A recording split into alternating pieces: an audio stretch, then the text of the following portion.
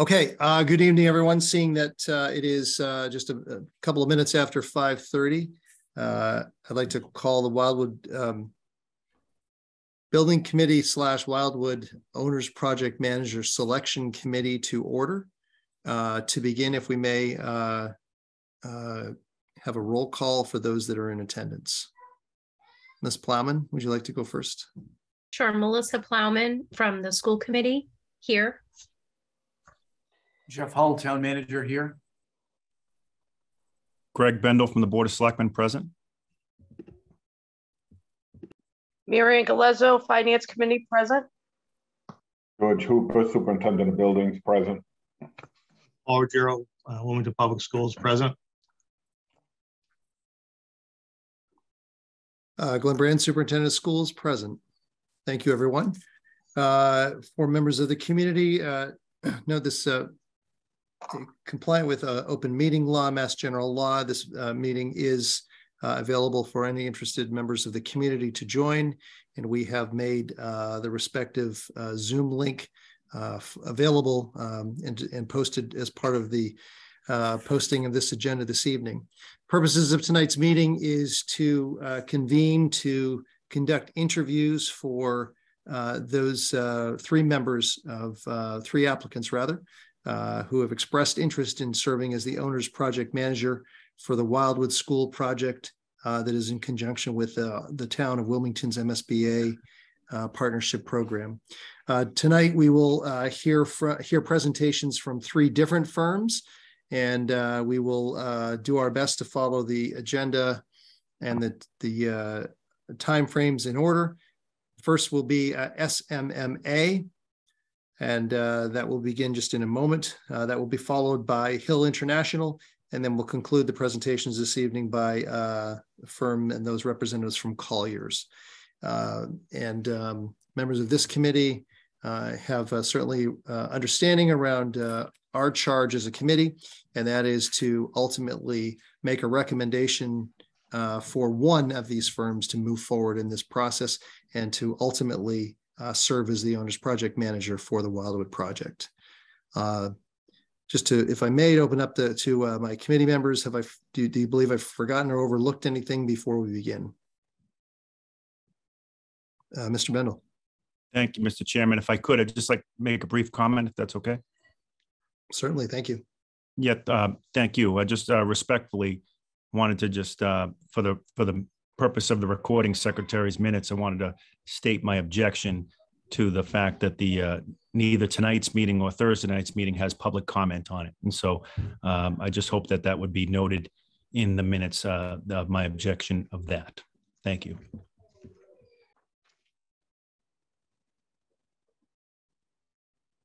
Thank you, Mr. Bendel. Anything else from members of the committee before we proceed?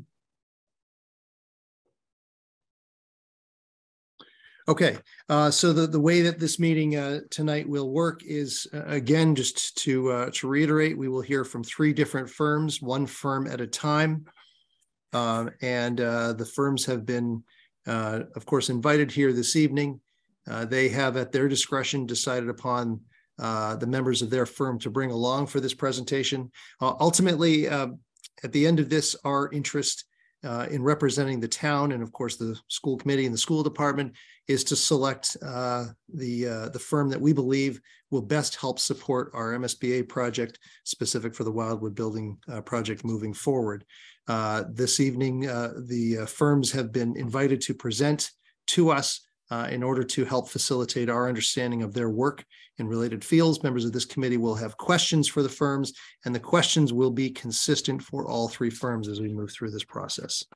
To that end, we'll begin with SMMA, and if you'll just hold tight, I will invite them into the meeting room here tonight.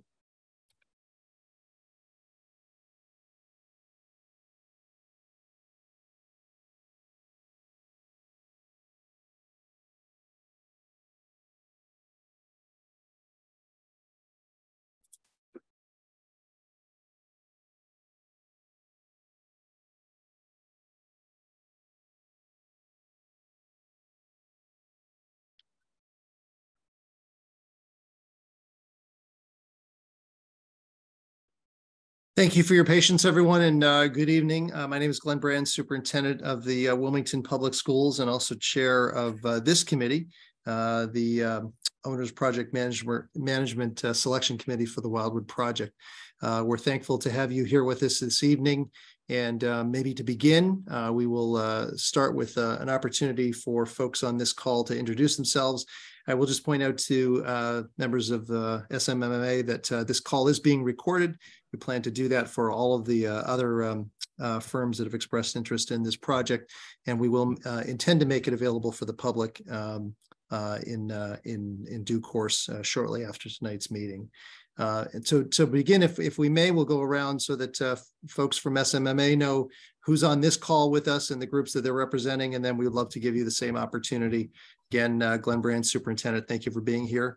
Maybe we'll start again with Ms. Plowman. Thank you. I'm Melissa Plowman, and I am a member of the school committee in Wilmington. Jeff Hull, Town Manager. Good evening, ladies and gentlemen. My name is Greg Bendel, representing the Wilmington Board of Selectmen. Marianne Galezzo, I'm representing the Finance Committee. Good evening. My name is George Hooper. I'm the Superintendent of Public Buildings and the Chair of the Permanent Building Committee. Good evening, Paul Ruggiero, Assistant Superintendent of Administration and Finance for the Wilmington Public Schools.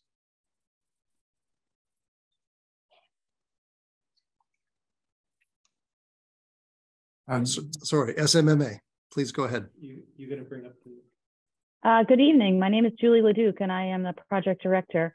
I was wondering by any chance if you would allow us to present something. We have a slideshow. Would that be possible?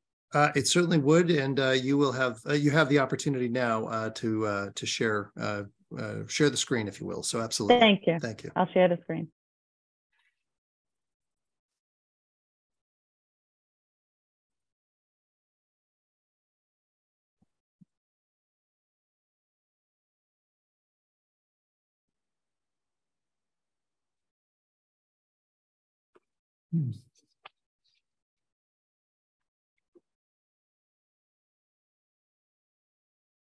Sorry, bear with me. I'm having a little technical difficulty here.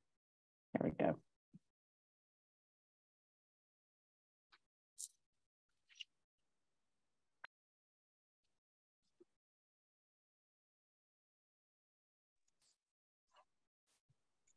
Good afternoon. My name is Joel Seeley. We're all gathered here in our front conference room and are very excited about your project. Before we begin, I'd like to thank you very much for this opportunity to interview for the Wildwood Early Childhood Center project. As principal in charge, my role is to ensure that the full resources of SMMA are available to Mark and Julie for the duration of the project.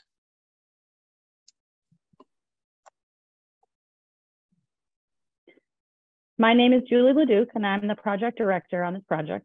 I will navigate you and guide you through the MSBA process, and I will be your day-to-day contact along with the project manager, Mark Stafford. Good afternoon, everybody. My name is Mark Stafford, and as Julie said, I'll be the project manager on this project, and we'll work on day-to-day events in the MSBA process as we go forward. Looking forward to it.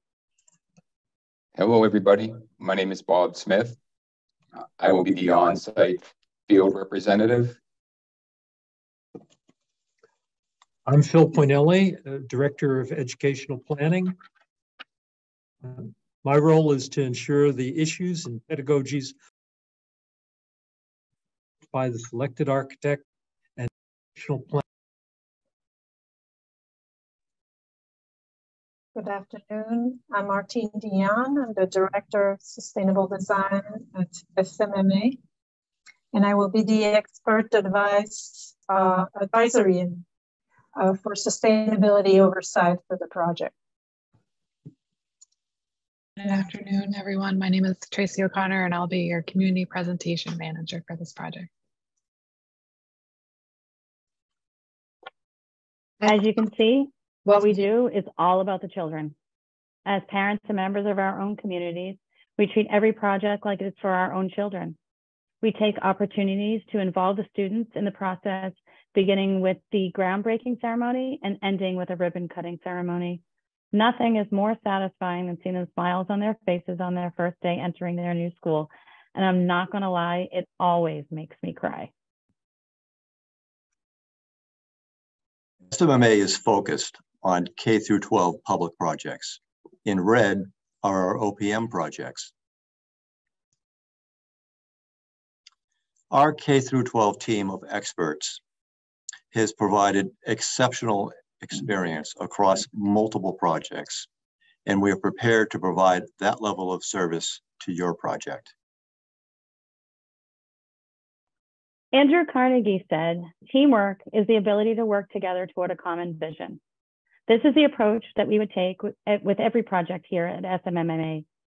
We will be working with the Town of Wilmington School Committee and the School Building Committee to determine the best course of action for the students of Wilmington. Additionally, we will work closely with the architects to develop the project from feasibility through construction documents. Along the way, we estimate the project during the schematic design development, and construction document process. And we confirm that we are working within the project budget.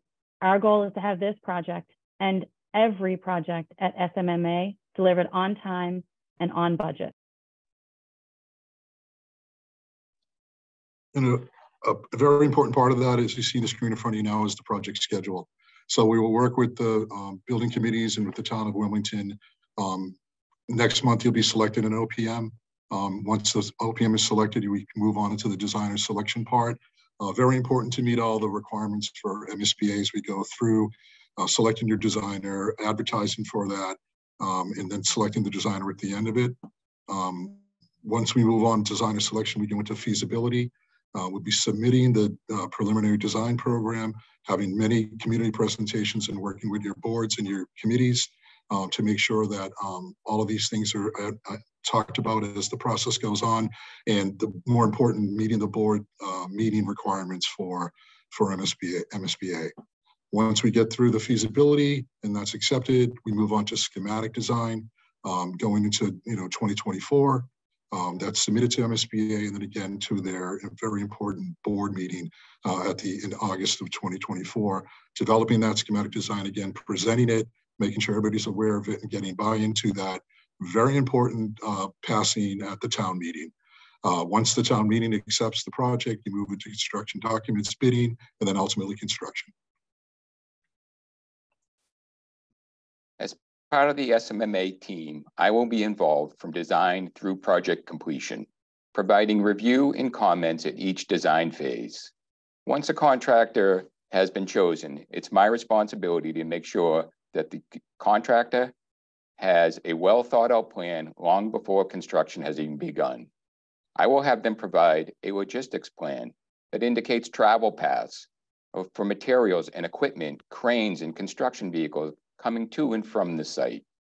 I will also have them provide a detailed staging plan that clearly indicates material storage, contractor parking, work limit fencing, crane pads.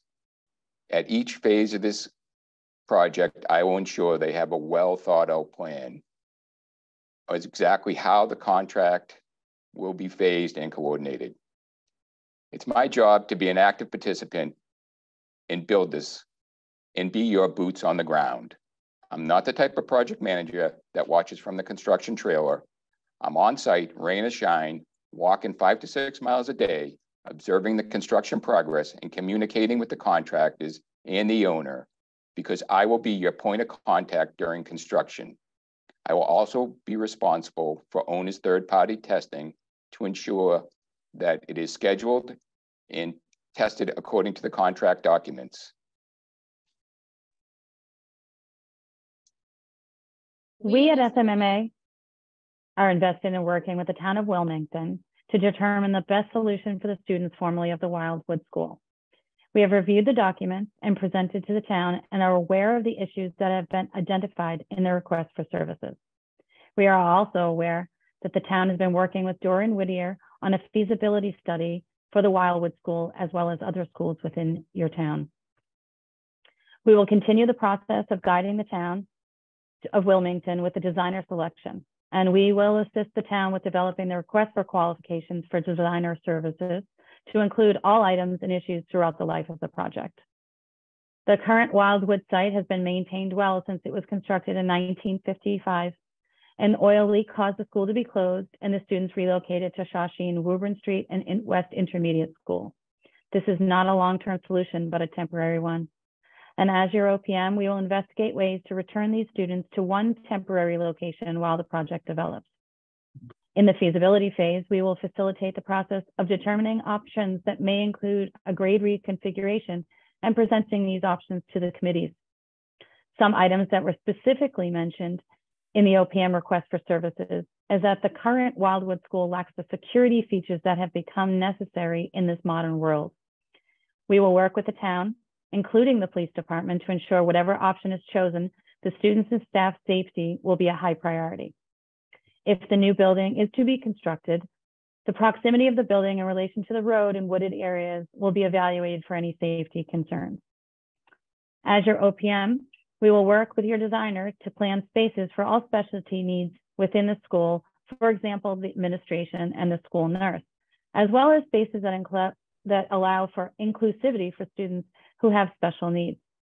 We can ensure that there will be proper distribution of these classrooms throughout each grade level. The current Wildwood space is not adequate to fit the needs of our next generation learning. We will work with the town and designer to create spaces that will engage your young students inside and outside the building. Depending upon the option that is chosen, we can then determine short-term solutions for housing the former Wildwood students in one location. It may be beneficial to look at the town's educational system, not just for one portion of the town, but for the town as a whole. This map here shows the location of each school within your town. Your current grade configuration has students transitioning 4 times before they reach middle school. The options in your request for services are presented in this slide. And as you can see, options 2 and 3 combine Wildwood with other schools, which will reduce the number of transitions. And as your OPM, we will guide you through this decision-making process.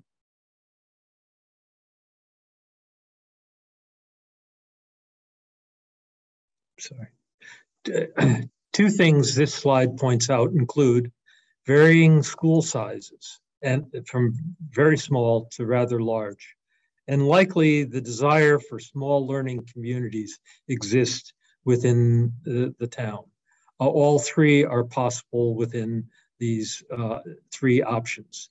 And the number of student transitions across their pre-K-12 career is an important discussion for the educators, for the community, for the parents through the life of the project. These are issues and methodologies that need to stay present through the life of the project. Flexible learning environments, including furniture, universal design for learning, social emotional learning, science, technology, engineering, and math, now taught in all elementary classrooms, and the appointments needed to facilitate this. An eye on the future of when universal pre-K may become possible. And to the extent possible, create or contribute to equity of grade levels across the district. All of these issues are the responsibility of the selected architect and educational planner, but under SMMA's watchful eyes and knowledgeable eyes. Your project will be required to comply with the 2023 Massachusetts Energy Code, which includes net zero energy readiness and electrification of heating. It will be required to attain LEED certification.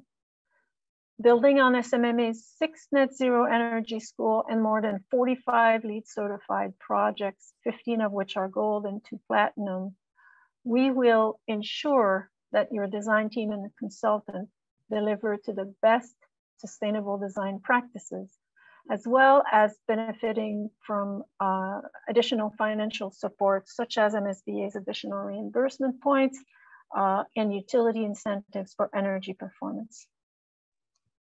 I will also work alongside with Martine in trying to achieve any energy efficiency incentives or rebates that are available from utilities for the project. In a former position, I used to work at National Grid, where I was responsible for the new construction programs and creating, along with other utilities in the site, in the state, Eversource and the others, creating these programs and trying to maximize benefits for cities and towns. And we'll do the same thing for the town of Wilmington in this school project.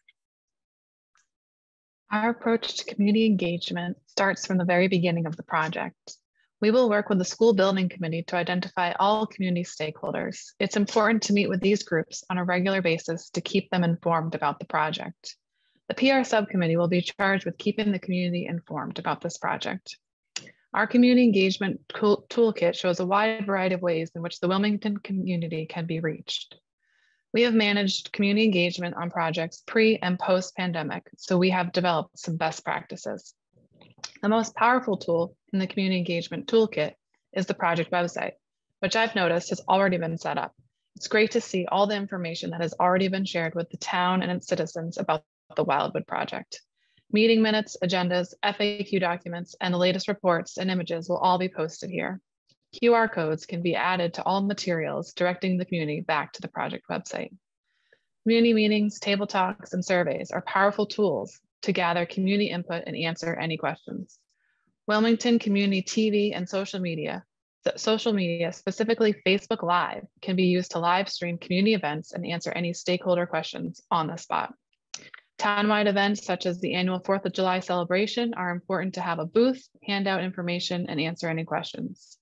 I've noticed that the town hall and community center projects are going through an appropriation vote this November. The town of Wilmington already has these best practices in community engagement in place, and we can't wait to use them on the Wildwood project. We do not want to lose sight of our most important stakeholders, teachers, staff, and of course, the students. Regular meeting with these stakeholders will be important to ensure their wishes and concerns are addressed throughout the life of the project, even as the project is moving forward, as the spaces are constructed. So why SMMA? Here at SMMA, we use a collaborative team-based approach. We are principal-led leadership with guidance and advocacy. We have a track record for achieving fiscally responsible solutions. Due to our in-house expertise, we have a deep bench that consists of project managers, architects, engineers, and planners that are readily available. And we have developed best practices for community engagement. We will also help you maximize reimbursement from the MSBA and other utilities. And now I'll turn it over to you for questions.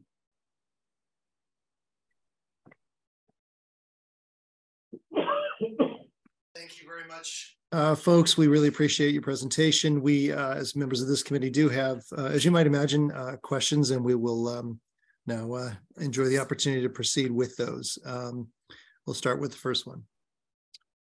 So the first question, describes some of the serious challenges with public school construction projects, how your firm has addressed them, and the lessons you have learned on previous projects that might relate to Wilmington's project. That's an excellent group of questions. I'm going to send that over to Joel Seeley and have him respond to that. Throughout our number of years working in K-12 projects, we've come across multiple different scenarios. Some of the challenges are there's just not a lot of open land in the Massachusetts area. And consequently, most of the projects are building on school sites with an occupied adjacent school building. And as part of our expertise in bringing our knowledge to the project is to help develop those phasing plans that Bob spoke of earlier, where not only the contractor is providing logistics planning, but we're really working hand in hand with the school department, principal, school staff, to ensure that that construction is moving, flowing smoothly, that the parents and visitors to the school know exactly where they can go and where they can't go, and just developing an overall safety program. That's really one of the major drivers in a lot of school projects.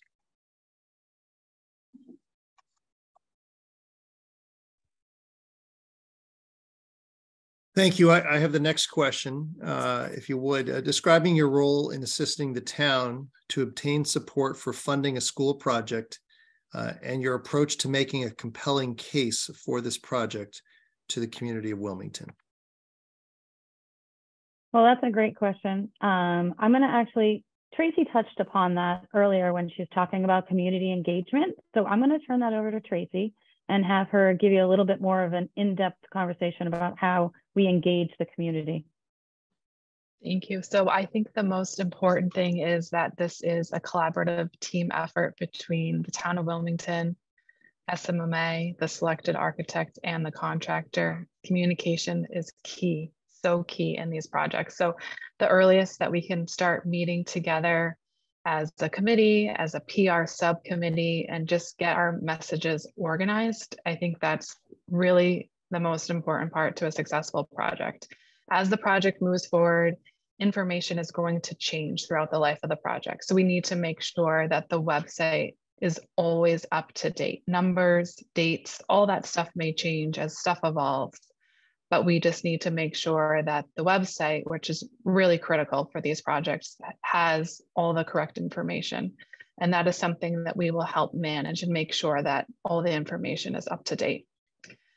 As it gets closer to the vote, we will really step up in assistance in making sure that all any information flyers are put out. We will work with the architect to get those materials and logistic plans. But the contractor, if you go with a CM, all of that would be presented to the town before the vote. And just informational videos.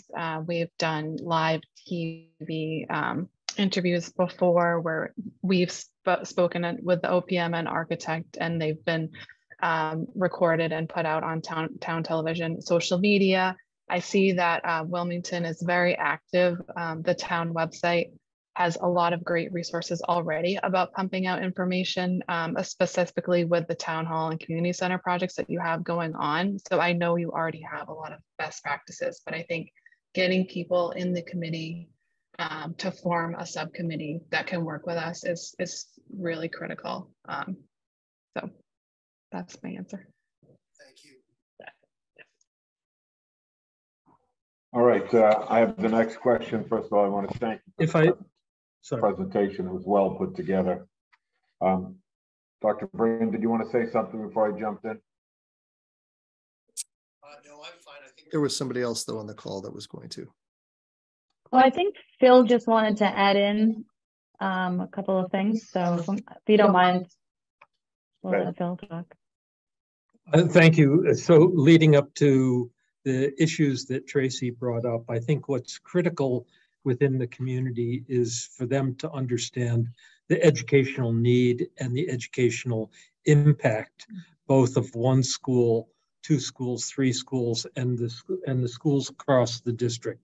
So the architect and educational planners development of the facts, the criteria that go into the decision-making process that allows them to engage in the process as well. But there's an awful lot of information that's really critical in the earliest stages of planning and design that come to the best solution for the community. And so I think that's a huge part of engaging the community and getting people to understand what the issues are across the school district. Thank you, Phil. Can I just ask Phil a follow-up question to that, Dr. Brand? Sure. What is your vision for teacher engagement in that process too, particularly around the design phase? Is that something you tend to factor and facilitate, Phil? Well, we're sort of crossing the line between OPM and educational planner as the consultant. So I think it's important for us to encourage the educational planner and an architect to go through a process. And typically we can be part of that. We're helping to set up the guardrails, set up some of the criteria for that. But in a project like this, engaging the principals, certainly multiple principals right away, but then to sit down again with the possibility of a early childhood or a broader band elementary school, it's important to understand from the teachers and typically interview as many teachers as want to participate in this to get their reaction of how different grade levels would respond and how they could be part of the process. So from my standpoint, it's a lot of meetings and it's a lot of open-ended questions. And we, the ed planner, the architect, trigger the questions and really get teachers and parents and administrators and students to open up about what's important to them.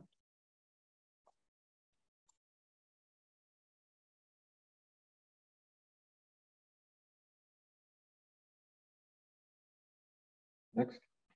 All right. Would you outline how the CM at risk works, the pros and cons, and how it would work for our type of project? Yeah, I can take that for you.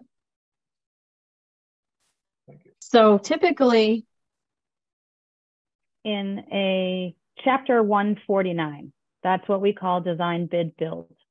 That is a project, and I'll say this in my opinion, that is built right out of the ground.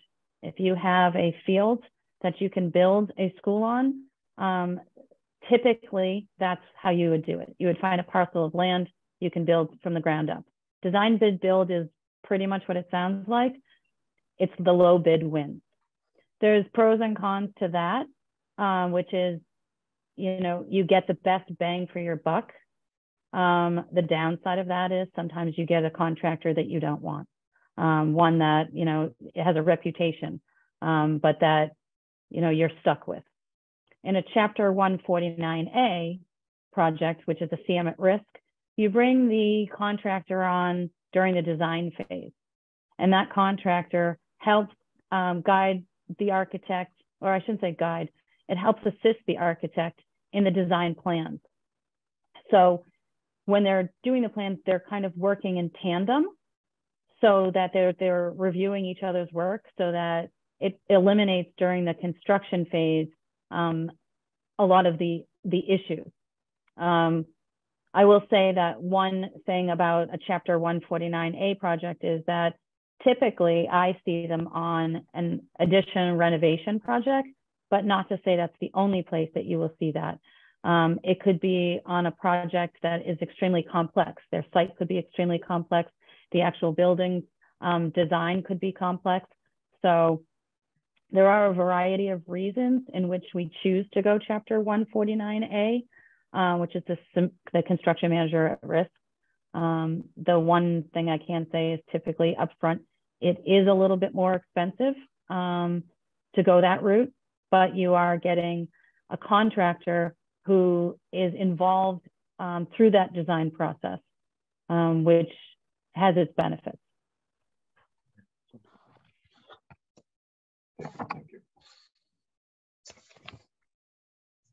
I also just want to add to that speaking about collaboration and teamwork, that's a very CM at risk is a collaborative effort with the contractor, the designer, the OPM, the owner, from very early on. So you're looking at a lot of issues in a collaborative method, which works out really well sometimes too.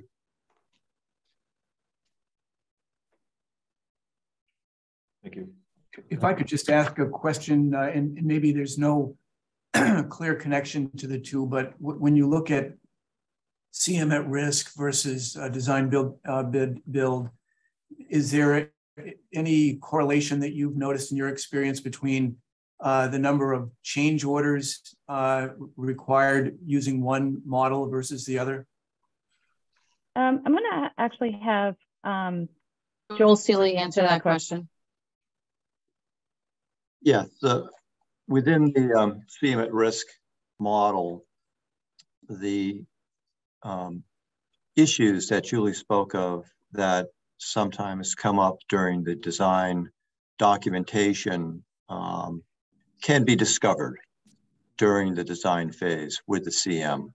And that does cut down on ambiguities, inconsistencies, and conflicts in the drawings. The CM will also lead a clash detection process in which they'll also take that BIM model or three-dimensional model that the architect's developing the drawings from and coordinate it with all of the mechanical, electrical, plumbing systems in the building structure. All CMs have this capability in-house, and it's fairly routine for them to provide that service during pre-construction services.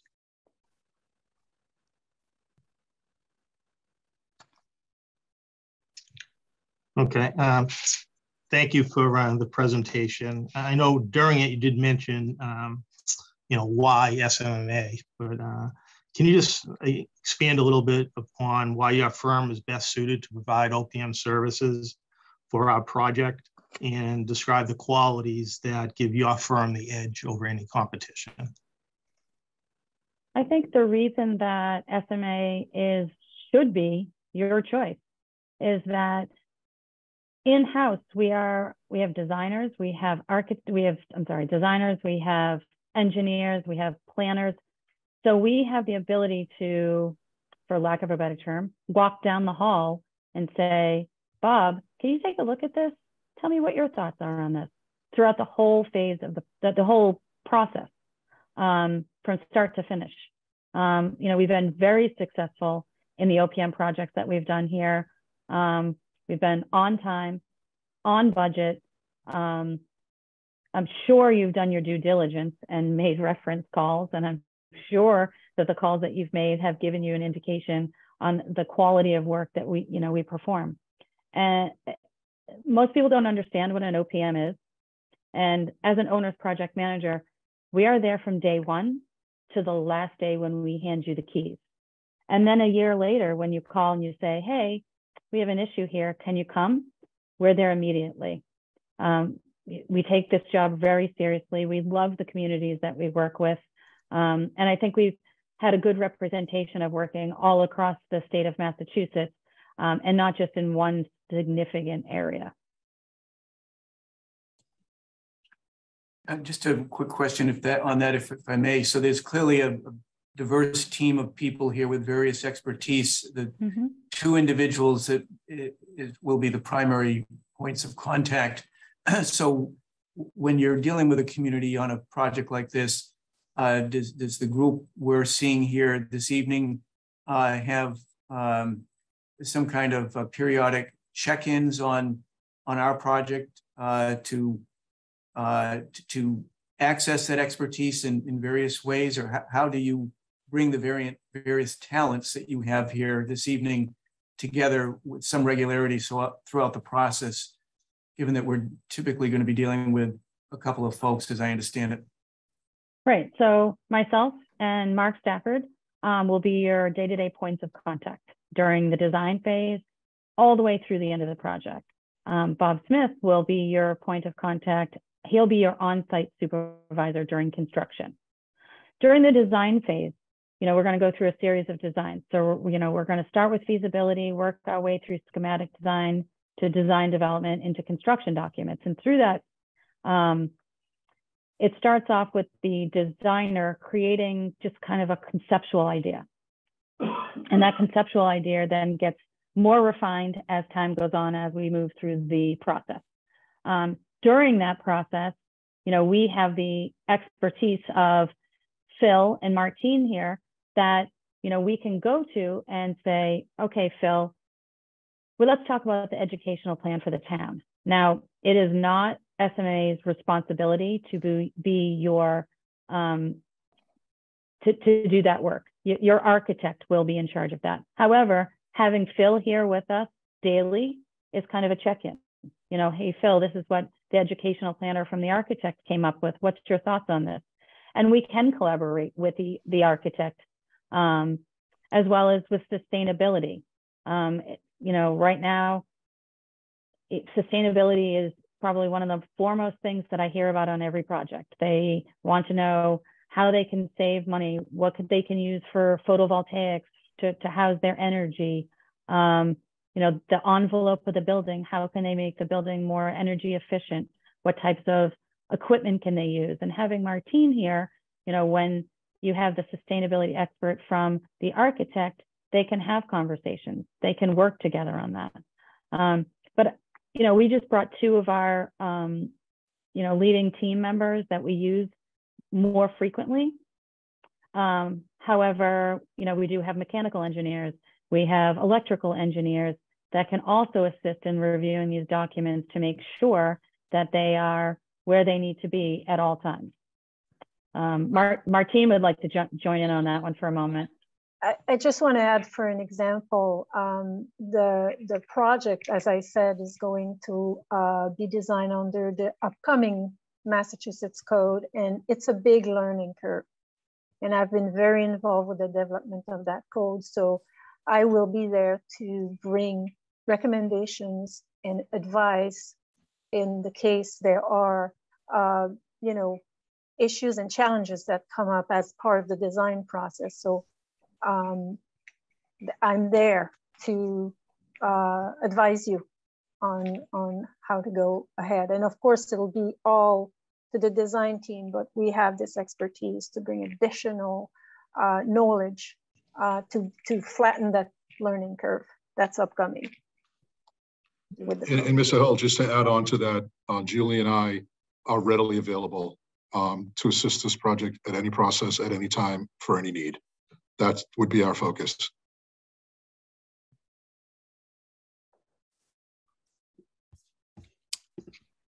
Okay, thank you for the presentation and for your interest in our building project. There's a number of impressive projects statewide that you've listed in the proposal that you provided. Could you highlight your team's past experience working in a similar size community on a similar size project?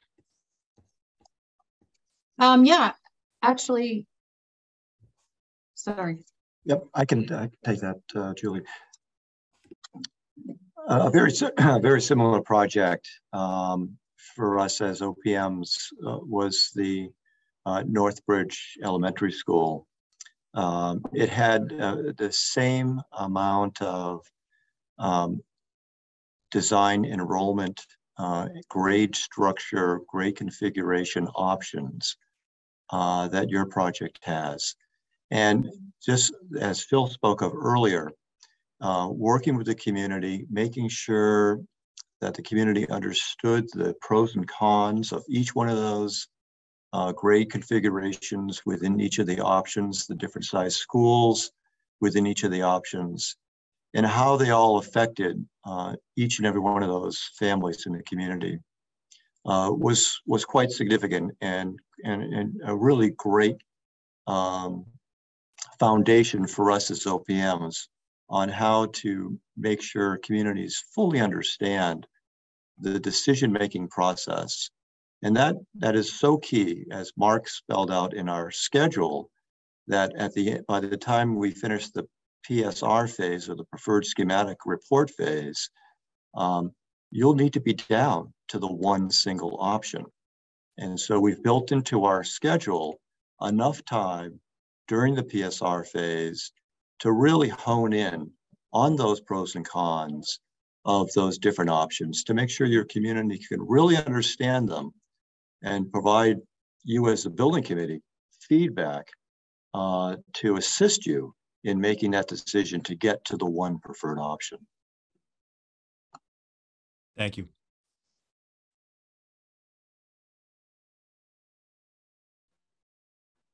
All right, you touched upon it a little bit during the CM at risk question, but could you describe some of the most common and some of the more serious mistakes that occur during the cost estimating phase, cost containment, and with projects like ours?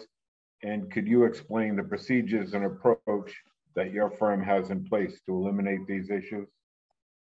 Sure. Certainly, we're in a time right now of great economic uncertainty, with market fluctuations happening all around us.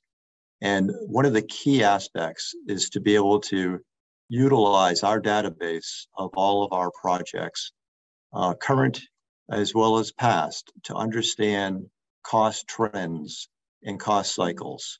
We know that with the accelerated escalation that's happening in today's marketplace, we need to really make sure that the CM or the designer's cost estimator have that focus in mind. The escalation that we're seeing today might not be readily active by the time that we're bringing your project to town meeting in the fall of 2024. We may be very well past that, but it's our job to make sure that everyone on the team, CMs, estimators, all really fully understand the current market conditions, as well as looking into the future about what the future market conditions will be. And certainly working together as a team to really discover those potential design inconsistencies within the drawings, whether it's our own in-house team of architects and engineers, or the construction managers, if you go construction manager at risk, their in-house team, to really scour over the drawings to make sure that they are as complete and comprehensive as possible. Because the subcontractor community will really benefit from a full and complete set of drawings, not only at bid time, but during construction as well.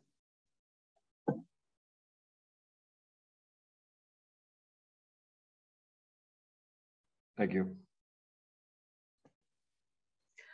Hi, thank you for being here. Can you please describe in detail your experience with grade building reconfiguration and consolidation? Yes, so I worked on a project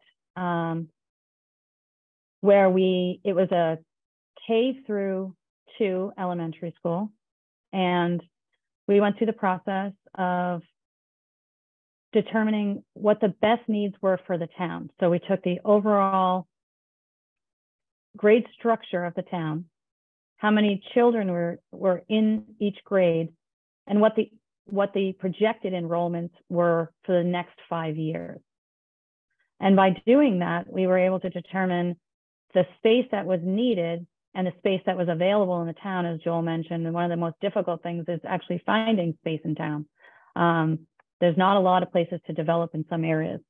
So we were able to do that and determine that the best course of action was to keep the grades K-2 in one school, and then create another school for ages grades 3 through 6.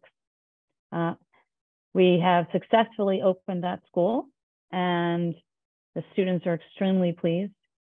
We call it an upper elementary school, as opposed to an intermediate school or just a straight elementary school. I think, Joel, you have another example, correct? Sure. Our Holbrook K-12 school that we were OPM on a few years back had a significant amount of design options for the feasibility study that the MSBA sanctioned. It was one was a 5 through 8, a 5 through 9, a 6 through 12, an 8 through 12, and a 9 through 12, as well as a pre-K through 12. It really ran the whole gamut of potential grade configurations. There was 3 existing schools that were aged. They were all built pretty much at the same time in the early 50s. They aged out pretty much at the same time. And this town was really faced with a significant undertaking. And through the course of that feasibility study, an MSBA project, ultimately the town chose a pre-K through 12 school project.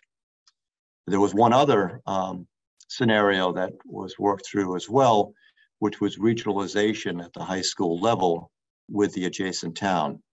And that part of the study was also incorporated into the overall mix. So we're very familiar with working through multiple grade configuration projects, studies, to ultimately reach the right conclusion for the community that we're working in.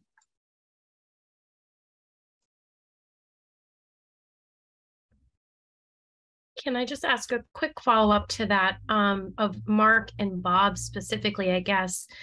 Can you tell us a little bit about your individual experiences in elementary builds, complete builds from the ground up?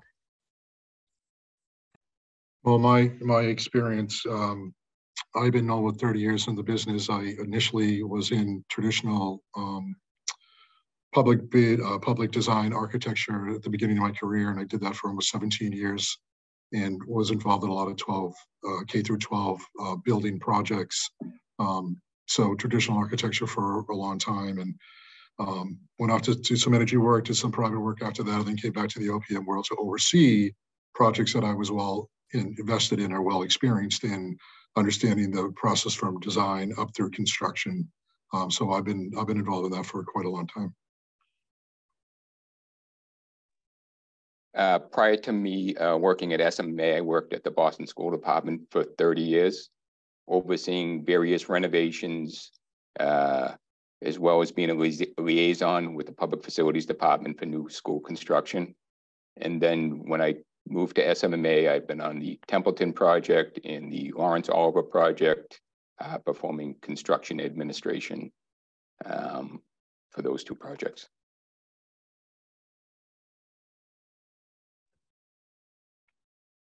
Great, thank you. And I think I have the last question. Can you, obviously your firm is very busy. Can you give us a clearer sense of this project team's ongoing availability to our project amongst all of your other responsibilities, and how do you exactly balance that workload in order to guarantee consistent staffing throughout the life of our project? That's a great question. So throughout the life of the project, you'll see us in various phases. Bob through construction, but Mark and I you'll see completely through from the beginning of this project all the way to the end. So our availability, I'll use the term as needed. However, during your initial phase, your as needed is on a daily basis. We're going to work with you, work with the MSBA, help you hire your designer, and then get that process going through feasibility. Now, I know you've already done a feasibility study with Doran Whittier.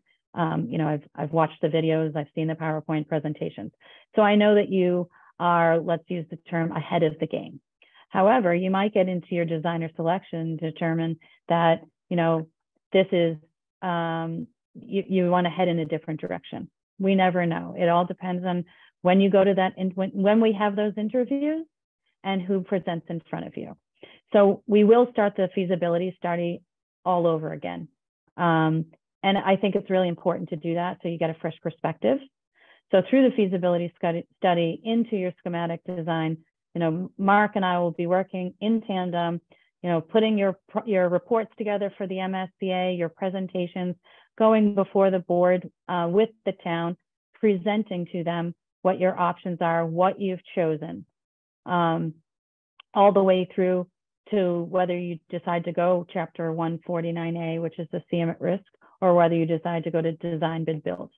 If we get to the Chapter 149A and we decide we're going to go CM at risk, we assist you in putting the documents together to hire the construction manager. We go through that process of interviewing them. That process is a qualifications-based process. It's not based on fee.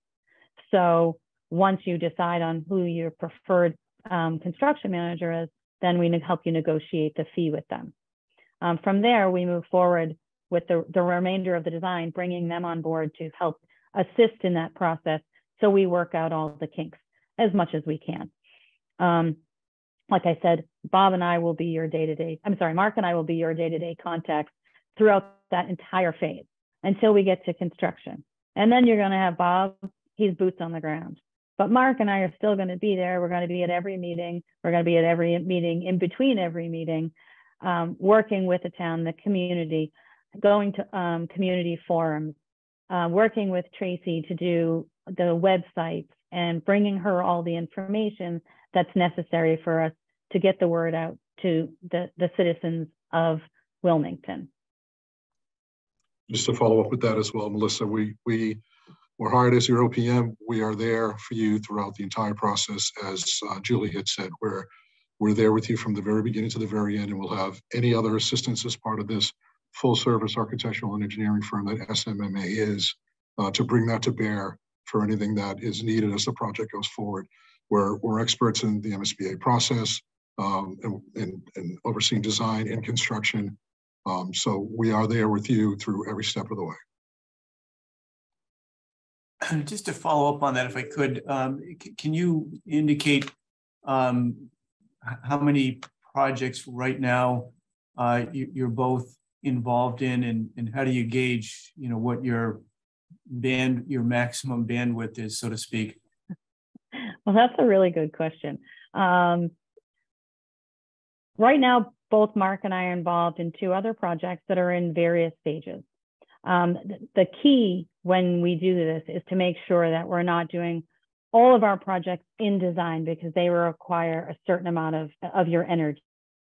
So we like to stagger our projects so that we have one in design, feasibility, we have one towards the end of design and one in construction.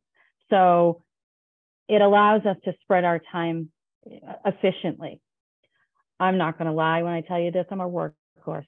I like to be very, very busy. So for me, I look forward to taking on a new project because it gives me, another thing to do to show, my expertise to help communities. I love building schools. It is one of my greatest pleasures. We're building one in the town that I live in. And actually, SMMA is the architect on the project in the town that I live in. And I frequently stop by. They give me tours. I can't wait for the ribbon cutting ceremony in January, because it really is that feeling of pride that you get. So not that I meant to tangent off of that conversation, but I'm available. Mark and I are both available. Like I said, we have 2 other projects that we're working on in various phases, but this is the only project that we have that will be in feasibility and starting off through the design phase at the moment. And Mr. Hull, unlike Julie, I do like to sleep every now and then, but I do spend the majority of my time in the one project that I am involved in is in construction currently. So we are wide open. Availability is there to jump into a project like this at the beginning phases.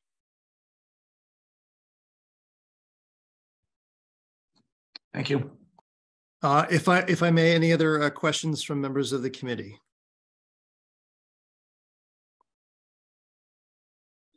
Okay, well, on behalf of the committee, we want to thank you all from SMMA for joining us this evening. We appreciate your presentation and the very valuable information that you've taken the time to share with us. Thank you very much again. And we are going to, as a committee, take a short break, and we will return just before 6:45 as we move on in tonight's presentations. Thanks again. Thank you very much. Appreciate it. Thank you. Thank you. Have a great evening. Good evening, everyone.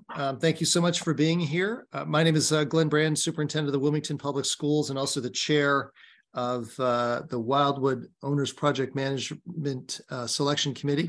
And we appreciate your time this evening and for, of course, your interest in our community as we move forward with this important project. To begin, we'll have members of the committee take a moment to introduce themselves so you know who you're speaking with. And then, of course, we'll allow you to do the same. We welcome you to present to us this evening. And if you'd like, we're happy to share access to the screen for you to do so. And members of the committee do have a handful of questions to ask within this time frame that we have set aside going through until 7:45. But with that, I'll ask our members of our committee to introduce themselves. Ms. Plowman. Thank you, Dr. Brand. Good evening. I'm Melissa Plowman, and I'm a member of the school committee in Wilmington. Good evening. I'm Jeff Hull, the town manager. Good evening, everybody. My name is Greg Bendel, and I'm representing the Wilmington Board of Selectmen. Good evening. My name is George Hooper. I'm the Superintendent of Public Building. Good evening, Marianne Galezo. I am the Finance Committee member. Hello, I'm Paul Ruggiero. I'm the Assistant Superintendent of Administration and Finance for the Wilmington Public Schools.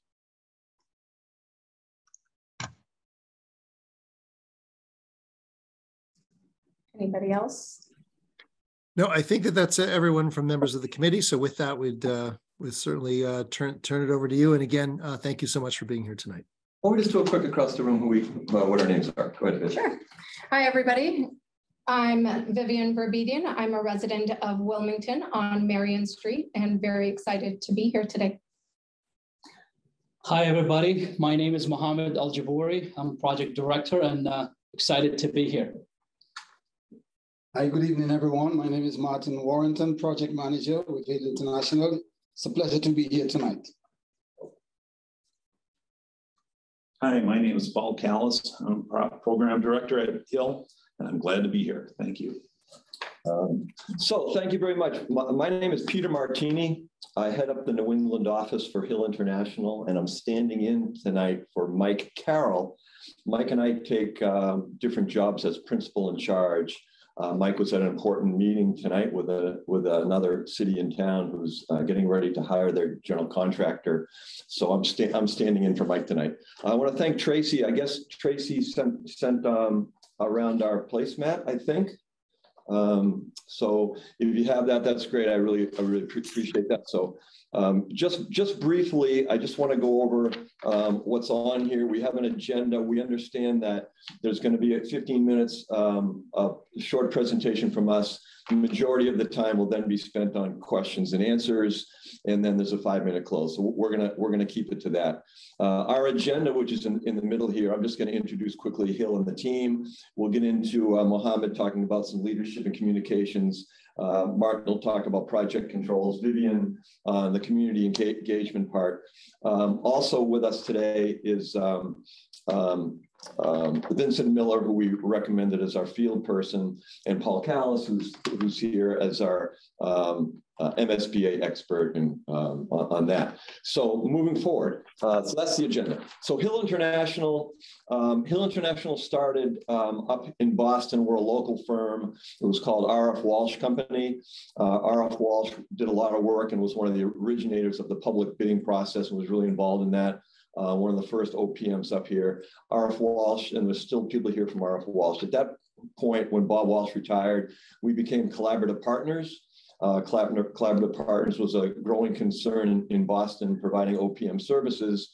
Hill International, who has a national presence, decided they wanted a local firm up here and ended up acquiring Hill International about 10 years ago. So we're a local company up here that's got a national presence and more importantly, some national support. So that's a little history of us. And then from there, I just wanted to tell you that as far as the principal in charge goes, I'll be in charge, or Mike will be in charge on all the issues regarding contract and making sure the team does their job. And I'm going to turn it over to the team now so you can hear from them. So I'll turn it over now to Mohammed. Thank you. Thank you, Peter. Good evening, everyone. So I will be the project director for this project, and will lead the team to provide the town with the best school project. It is our honor to be your advocate and working with you to providing advice and consultation with respect to designer selection, feasibility study, value engineering, scope of work, cost estimating, general contractor and subcontractor pre-qualification, and ultimately selection. And also guiding the town to make the most advantageous decision that satisfy the project needs and ultimately satisfy the town, and working with the superintendent to fully understand the needs of the district to eliminate redundancy while still maintaining the student needs, and assist the project evaluation, assistant project evaluation for the designer, the contractor, and subcontractors. And finally, I'll make sure that everyone is on time and meeting the deadlines through transparent communication. So with that said, I will turn it over to my colleague here, Martin, who will be the project manager for this project. Martin. Thank you, Mohammed, and good night, everyone, again. It is indeed a pleasure to be part of this presentation to you tonight. My role is going to be the project manager on the site, and we're going to be concerned with a number of items, and one of them is going to be the budget. This is very critical for the project, and so emphasis is going to be placed on ensuring that there is a budget in place for the project. Also, scheduling, we're going to ensure too that the scheduling is going to be both realistic and one that meets the needs of the school and the community. We understand the importance of scheduling and to ensure that contractor meets their obligations, the deadlines as a result of scheduling. Where there are issues, we're going to ensure that we're going to be on top of them to ensure that things are done within the schedule. We're also going to ensure that the community is heard.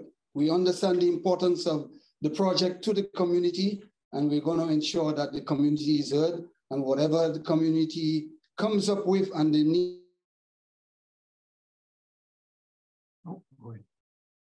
The needs are, we want to ensure. We're also going to be working with the MSBA to provide them with all of the requirements that they're going to be needing for the project. We also want to ensure that the project, all construction related duties are managed successfully, because that is going to tell whether the project will be completed successfully or not.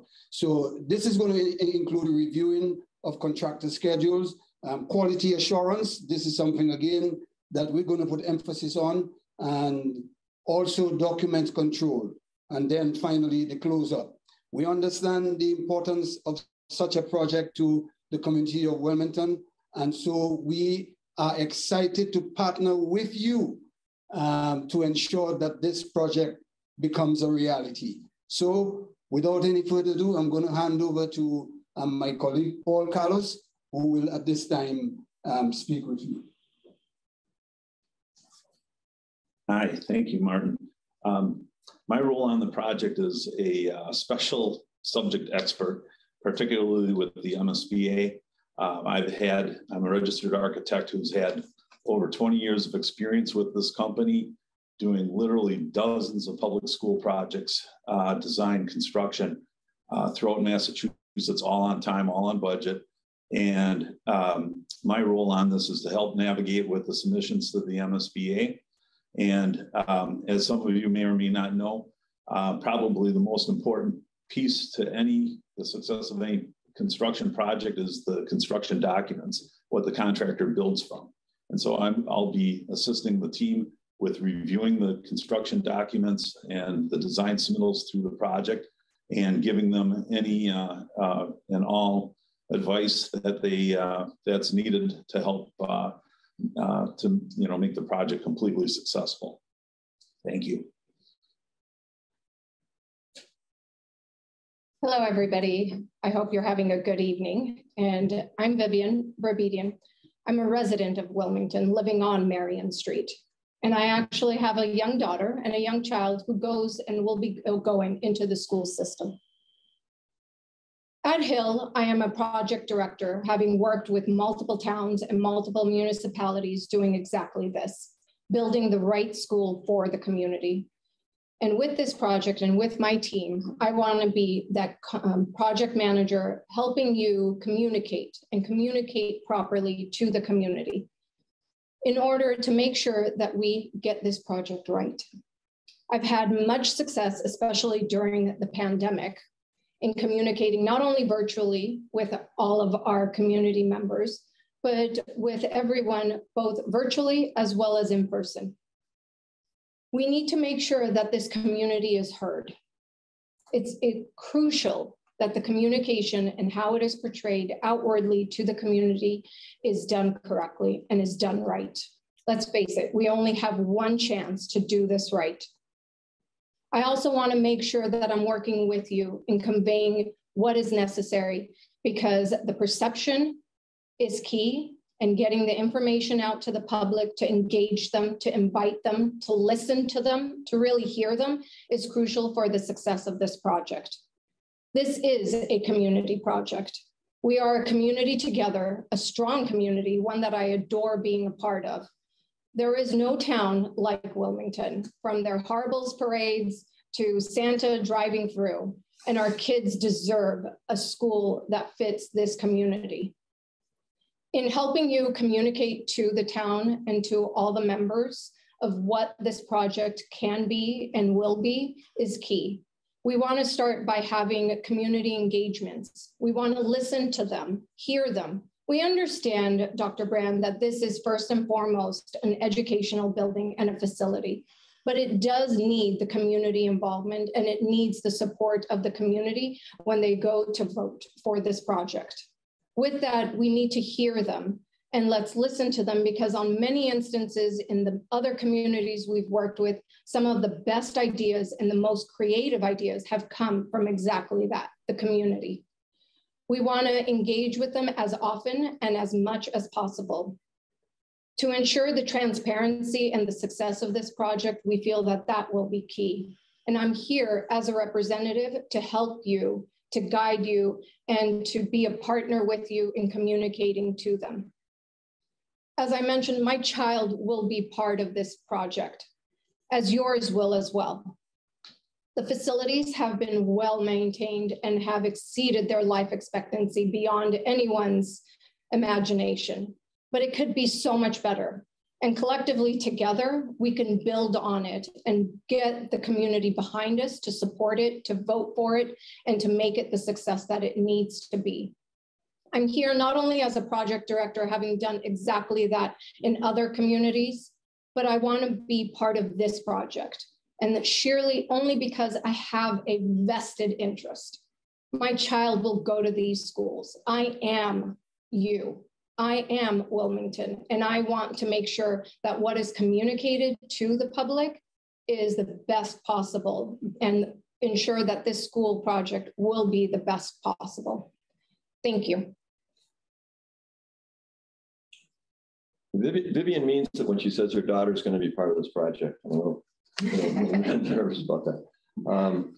Just before we get to the questions and answers, I would just encourage you to not only ask us the questions you have, but we're right in the middle now of 3 or 4 town projects that are going through some very interesting times that went through COVID and are now going through a big inflationary cycle, and how we've managed the bidding, the budgeting, the estimating, dealing with the town on town warrants, going to town meetings, getting the vote out.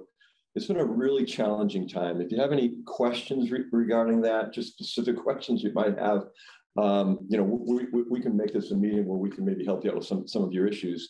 The other thing is Mike Carroll, who is going to be the principal in charge, is very, very active in his community in Braintree, and we've done 2 or 3 jobs in Braintree, and Mike's involved there. I live in Arlington. I'm on the Arlington Permanent Town Building Committee, so I do what you do. I'm also an ex-resident of Winchester, and the school I went to in grade school is now going to be torn down, and we're in charge of the job in Winchester. So this is all kind of this, we just kind of love doing this work. We love helping out communities and being part of these really transformative projects, whether they're a school or a library or a senior center. It's just something we all really like to do. So I think that's just kind of important to know. You'll have my cell phone number, can call anytime, day or night. I'll be here to answer the phone, any questions you have, any concerns you have, as will Mike, and as will everybody here. So with that, we'll turn it over for you for questions and answers, and we'll try to get it to the right person for you. Thanks.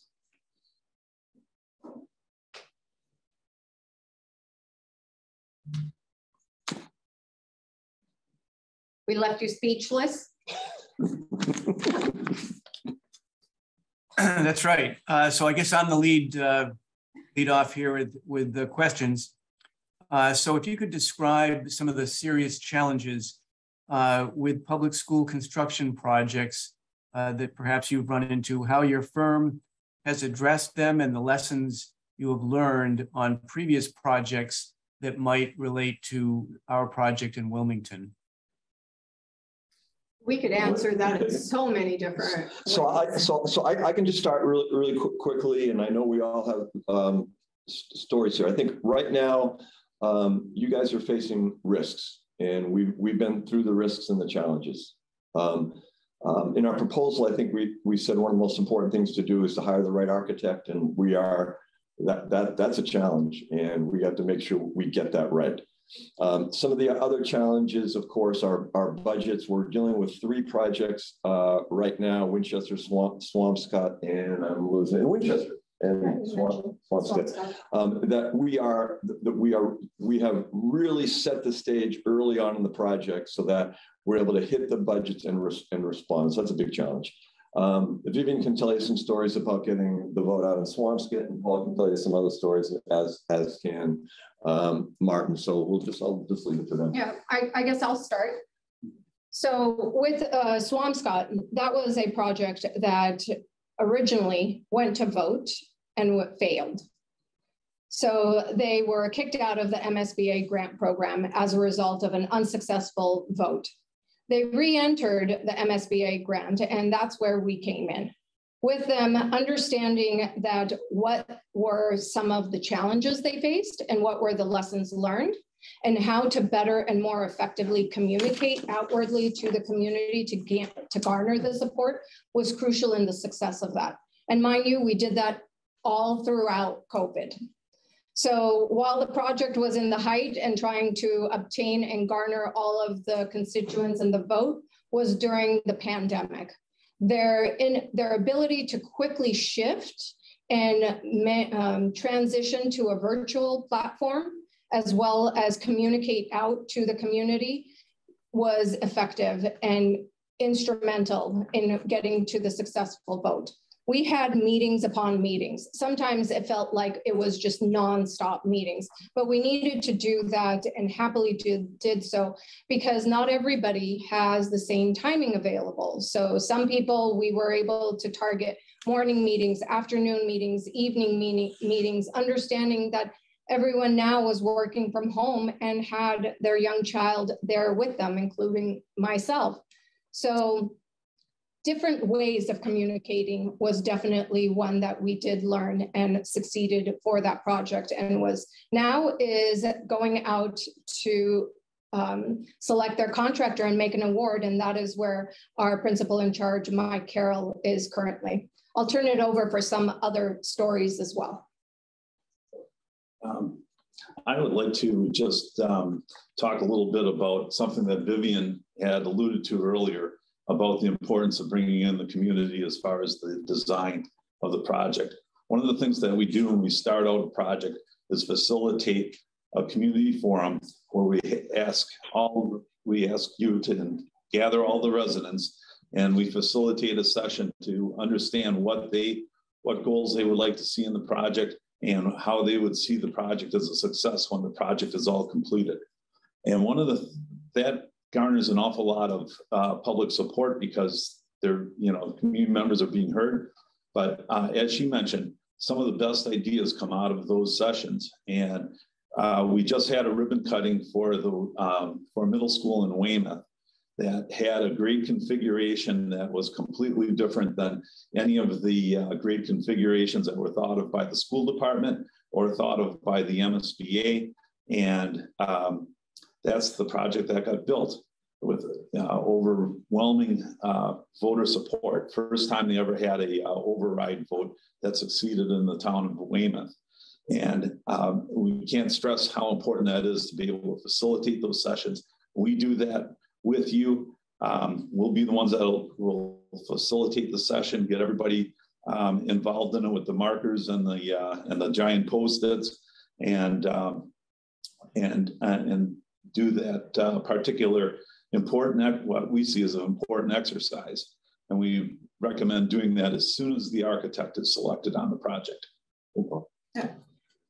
I just wanted to also chime in that similarly to Swampscott is this town, Wilmington, where the various configurations you guys are facing as far as consolidating is exactly the same profile that Swampscott had to face as well.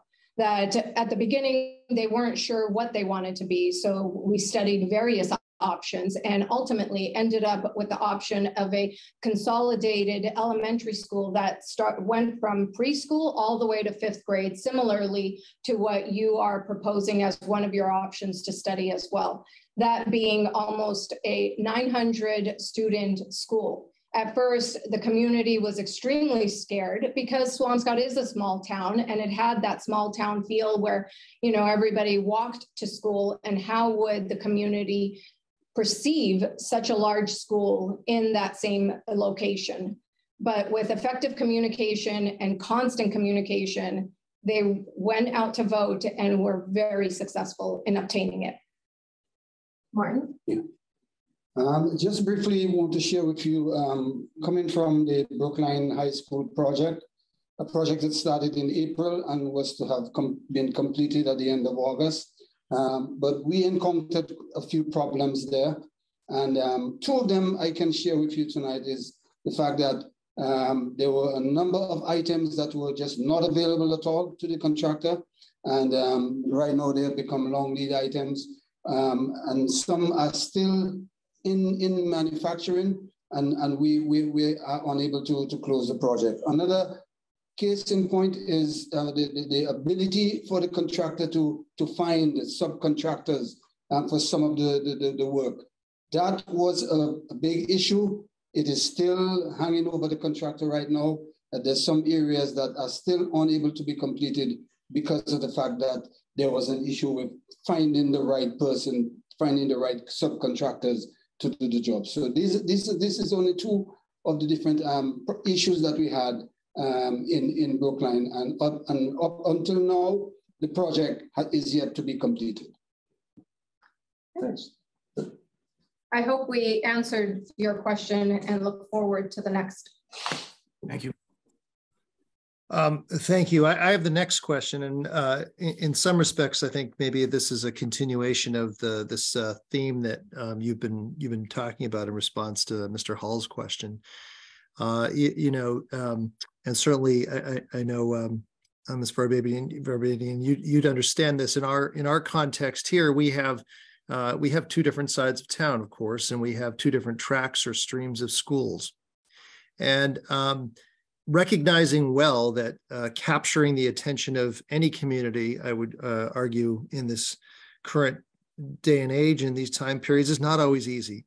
As a committee, we're very interested in understanding better from you how you would really garner that support for a school community to fund such a project, especially in the context that we have here with 2 different sides of town, and your approach to making a compelling case for this project for the community of Wilmington. Well, I'm really excited for that question, because you're absolutely right. The town of Wilmington has 6 schools, and they are divided. It's kind of like the North versus the South. But the entire town as a whole will be voting for this project. It isn't just one group versus the other. Similarly to every other community that we work in and work with, the town of Winchester is one exactly as such, that we are actually in November, in the next few days, going out to vote for the school that is the last of the schools in the community that kind of borders on the different town, the adjacent town, that doesn't always get the same support as the other schools do. The way we have found, or at least in my experience, I'll speak to that, is that the perception has to change. It is not your side versus my side. It is our side. Because any success and every success to this project afterwards translates to another success for the town. Because whatever consolidation plan is decided in this project, you have outlined 3. 1, you could leave Wildwood as it is and rebuild it in kind. I would recommend rebuild over renovation, just just because. It's circa 1955, and I think it has well served the community, but it's time to enter into the next era. The second one is combining the two schools, the Wildwood as well as the Woburn. But that still provides you with a consolidation, and it still gives you an opportunity for some less of a transition. You are in a position to rethink the entire way you run your school department. That's how I see it. And whatever decisions you make here for this project will translate to the next. Just because this might be your first project in a while, granted the high school project has been some time, but as the elementaries go, this is your first project with the MSBA as an elementary and the first project in town. It will set the stage for the next one. The way we have found to effectively communicate with the community is to be out there in the community and to communicate not just in person. There are so many different forms of communication now. Social media has played such a huge role in the way we communicate. The fact that this is even being recorded and we're doing it virtually for you to play back is a benefit. Sometimes it's a hindrance because I can't personally convey to you over, my monitor how excited I am for this project. But we have to kind of collectively work together and understand, how does this town come together? This town comes together when the town is in need. They respond very well and swiftly. They also respond very well in community building. So wherever there's opportunities to rebuild and build the community, we need to be front and center and constantly making sure that we're getting the message out. Not only on our website, not only through QR codes. I see what you guys are doing for the town hall as well as the senior center, but we need to take it one step further because this affects a larger population. And you're right, you're absolutely right. That is one of the biggest challenges that collectively we're gonna have to discuss first and foremost and figure out how to address is this separation, because we have two preschool pre-Ks. We have two, first and second, third and fourth, and how do we consolidate? What is the right fit for this town going forward and not just for the now? I'm happy to discuss any follow-up questions. I've been following this project from the very beginning because, as I mentioned, I have a vested interest. My child will be going to this school. Thank you very much. You're welcome. All right, would you outline how a CM at risk works and the pros and cons for a project of our type? Sure. Do you want to take that, or any of us? I'll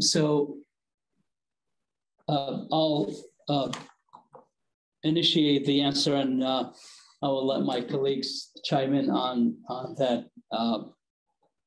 that subject. So it is, I believe it's early to decide, but CM at risk would the most benefit aspect of it is constructability reviews, and engaging GC early on is very beneficial to simply have his intake again on constructability reviews. And also, I believe it will shorten the time of the project. So the architect can send the design in batches, and the GC will follow up on that based on the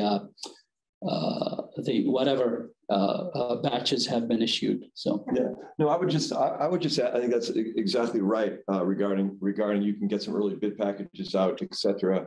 You're going to get some good information. I, as a general contractor for 30 years in the private sector, continually sold the CM at risk model to bring on a team member early. Okay, my predecessor here told me to present information to the city and town and have them chew on it and the pluses and minuses of a particular project, whether it's going to be a hard bid 149 or you're going to bring in a contract early on a 149A and deal with it specifically with the town. So we will provide you with all the information. We have, we've actually written white papers on this. We've got information both sides on what type of project it is. I would suggest that if this particular project is going to be a new building with limited phasing and limited swing space, and it's going to be on a reasonable site, that the argument can be made to lean toward a hard bid job. The argument could be made. It could be made the other way also. If there's a bunch of phasing, if there's a real schedule issue, if the building is going to open at different time frames, if there's material delivery issues, if there's some complicated scheduling issue, then you could really get some benefit from a 149A contractor. But we do that work also. So. I guess the only thing I would add to that is the question, George, that every community is facing right now, especially with soaring prices and the way bids are coming, and where everyone is nervous about their schedule, maintaining their schedule as well as the supply chain. Our position is not necessarily to make the decision for you. We want to help guide you with it. We've worked on both sides, and both Peter and I actually come from the contractor world. I used to work for a large general contractor firm doing just, CM at risk projects. With that, there's some added benefits to it, but you also have to understand what the risks are to you. In transferring the risk to the CM doesn't necessarily mean they take on the risk. You as the owner also have a risk in it. So we would work with you in understanding what, as a town, what is your risk tolerance? And how do you want to manage that risk? And with that, make a collective decision on which way is the right one. We have, we know that there is a separate project looking into swing space, but we still haven't decided what is the consolidation plan. Where will this new school be situated? Yes, you have a vacant lot at the Wildwood School, but is that the right choice? And is that the right location for this project? And those are all items of risk, understanding where you fall into it and what this project will fall into. It could be a neighborhood that's more densely populated than where the Wildwood currently sits with, very quiet neighbors on one side. But so understanding what those risks are and how to best address them collectively. We won't make the decision for you. We could guide you. We'd give you all the information and the advantages and disadvantages, give you our expert experience with them. And we've worked on both project types, but ultimately we want to understand where your appetite for risk is. And that's what will determine what the right delivery method will be for the town. Just a follow-up, in your experience with other school projects, has there been any correlation that you've observed between either CM at risk or the other form with respect to change orders? Does one tend to lend to more change orders than the other, or is that not? Is there no connection? Yeah, it's not necessarily the case. We usually get more change orders with CM projects, to be honest with you. Mm-hmm. And again, everything that Peter and Vivian had just said is all correct. And every project is unique. Its location, its size, just all kinds, every single facet of a project. The only thing that's going to be the same with this project is that it happens to be a school. But other than that, pretty much everything is different from project to project to project. And that's why it's important to weigh both alternatives to make a determination as to which one is going to be better suited. What about the change order? But change orders, we get, I'm going a little off script here. On CM projects, they write in, CMs write separate agreements to their subcontractors that aren't necessarily consistent with the construction contract that actually goes out to bid in a hard bid project. When you have a good set of construction documents from the architect that go out to bid, it sets the line as to what's included, what's not included. And it's very clear as to what's a change order, what's not a change order. And on CM projects, that gets muddied a little bit because the CM will take that specification and they'll add in different conditions and so forth that may kind of blur that line as to what's a change and what's not a change. And, and as a result, it's definitely something that does two things. It shifts the risk of the project away from the contractor and onto the owner. And it ends up, in most cases costing a bit more. But the big benefit is that if you've got a situation where your operations of your enterprise, whether it's a school, a hospital, or whatever it is going to be affected by that construction. You've got school going on in one part of the building, you're renovating the other part of the building. There is a very compelling reason. There are very compelling reasons to make the project a CM project. Great. Thank you. Thank you. So tell us why your firm is best suited to provide OPM services for our project, and describe the qualities that give your firm the edge over the competition.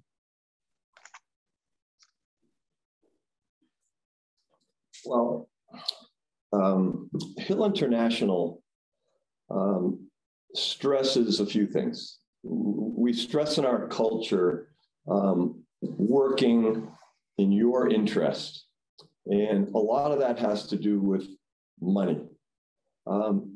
We treat these projects obviously as if we're our own and we're our own cash. The other issue is the staff that we brought on here, whether they are from an architectural firm, whether they're from a subcontractor, whether they're a philosophy major, all have this kind of like inner reason for doing it. One of the reasons I switched into GC business to this was to be part of these projects. So we have a culture there. The next thing is I would say that we really put ourselves in the position of the architect and the contractor to assist them and not just be all over their case. So if one of those entities is having issues, we're not just pointing fingers. We're looking at it, we're helping them. We've helped contractors get across the finish line. We've helped architects on when they're doing the design to get the design through. And that's just kind of the way it is here. We're not out to have an architect have troubles and a contractor have troubles if they're having troubles. It's all of us. If there's a problem with a project, we know you're not looking at the contractor and the architect when you're talking around town, because the people around town are saying, what'd you hire Hill for? I mean, Hill's supposed to be taking care of this. They can't blame the contractor and the architect. And that's the way we think about it. And I would just say it as an overall finish to the question, we are owner project managers. Hill International is a pretty large concern. There's 4,000 employees around the world. A little less than half of that's in the United States. The Northeast region has 150 people, 48 of them are here. So out of that staff, there's 48 of us in New England. All the 48, all the 150, all the 2,000, all the 4,000 do owner project management work. We don't do design. We don't do general contracting. We don't do real estate. This is what we do as Hill. And I just can't stress that enough. And also, it's us looking at, our tagline used to be the leader in managing construction risk. Right, Paul? Yeah. And for some reason, Hill changed the logo. I can't remember what it was, but we still use that. So that's part of the answer. Thank you. Well, thank you thank you all for the presentation and for your interest in our building project. You have already mentioned a couple of very impressive projects that you have going on, and also you've provided a number in the proposal you gave us beforehand. I wondered if you could highlight just one of your team's past experience working in a similar sized community on a similar sized project. Watertown. Yeah, I think a really interesting thing might be Watertown, which is a lot of us worked on, and we're continuing to work on it now. Also, I forgot to tell you, there's a second side to the other experience. So, and some of us worked on this, and Vivian was the project director on it. So, some of the similarities. Yeah, the reason why I bring up the Watertown project is one that we have highlighted in our proposal, similarly to the town of Swampscott, but more so with how it relates to Wilmington is in the size.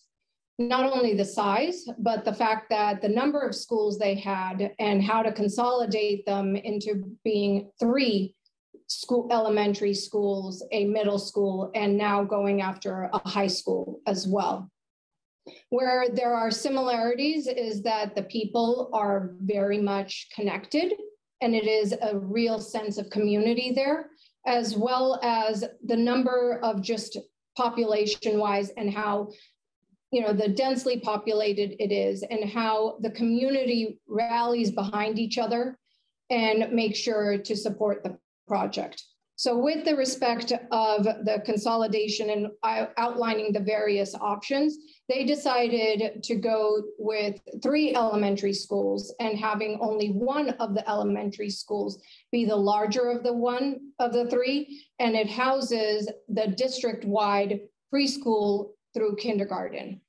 So with that, they brought in all of the preschool from sprinkled throughout all the other schools into the Hosmer, and collectively made it one district-wide location. And there is where you have an opportunity to do the same here.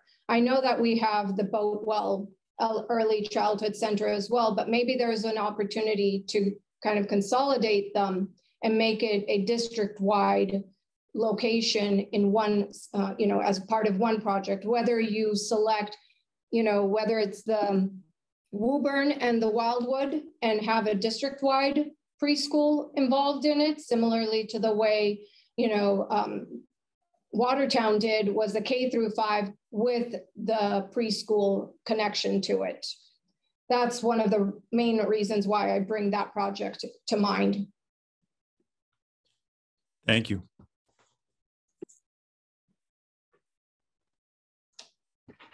All right, could you describe some of the more common and some of the more serious mistakes that occur in cost estimating and cost containment with a project like ours? And could you explain the procedures and approach that your firm has in place to eliminate these issues? Mike was here, he would bring up Swampscott. Yeah, he would. But Paul, yes, you're involved in about 4 projects right now that can talk about some mistakes. I think that the probably the most important and costly risk is subsurface problems in the site in which you may be building your school, and whether it is actually, if it just happens to be ledge and you just got to do a bunch of blasting, that's a piece of cake in comparison to if you've got a situation where you've got any hazardous materials or anything that might be present on the site as a result of a leaky oil tank or for some other project. We had the Lexington Estabrook Elementary School was a project that we did just a few years ago, and that existing elementary school was absolutely everything in that building had contained asbestos, PCBs, or both, and it was condemned by the United States EPA, and the scope of being able to understanding what the disposal costs of that would be was something that was kind of unknown, and in that there was a building, you knew that it was contaminated, but the extent and the percentages and everything and it was all EPA regulated, created a added cost that was, that wasn't known. So what we advise is that when the design team is selected for this project, that that design team, and we put in the RFP, that they have a geotechnical engineer and a geoenvironmental engineer that does a survey of the sites that are being considered, and get a handle on what materials might be lurking underneath, and making sure that the construction contract and the budget is designed to be able to accommodate that.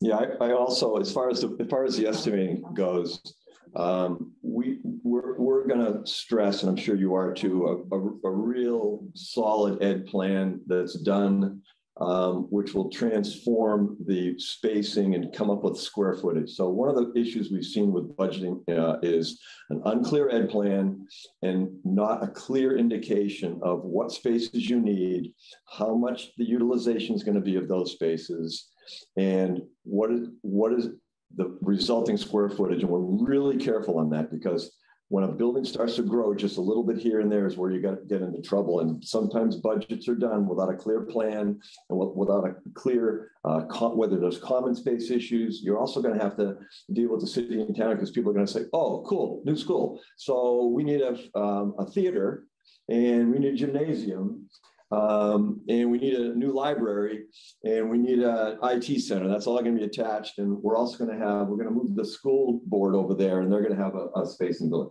So all that stuff has to be talked through during the budget.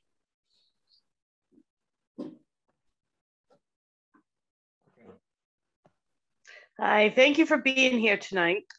Can you describe in detail your experience with grade building reconfiguration and on consolidation? Grade building configuration. Sure, any of us could. Yeah. Great. Like the grade configuration. Like grades meaning K through 12.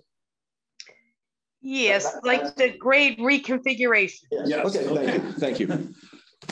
I mean, go ahead, Paul. I wasn't sure if you're talking about the grade as in the site topography or the grades as in grades. But anyway, the MSBA, when they let you into the program, they gave you some alternative configurations to look at, and this is, I think, is particularly important of a subject that you want to get the community input from, as far as what they're the way they would like to see the building to be built. And many times you have on these projects, you have a fifth grade is kind of a grade that some districts like to keep with the elementary school, or because of other situations, and it could be just the project itself, want to move the fifth grade over to the middle school in order to be able to have enough space. And all of that has to be studied. And those are definitely items that are at the superintendents and the school boards, purview to know exactly and study what is the best and what the community is telling you is what they would like to see. And it's absolutely critical. It's the first step in the MSBA feasibility study, is to make that determination as to what is looking at what the educational plan is, and and perhaps varying responses to that educational plan as far as the number of spaces and the grades. And of course, that all translates down to square footage and eventually translates into dollars.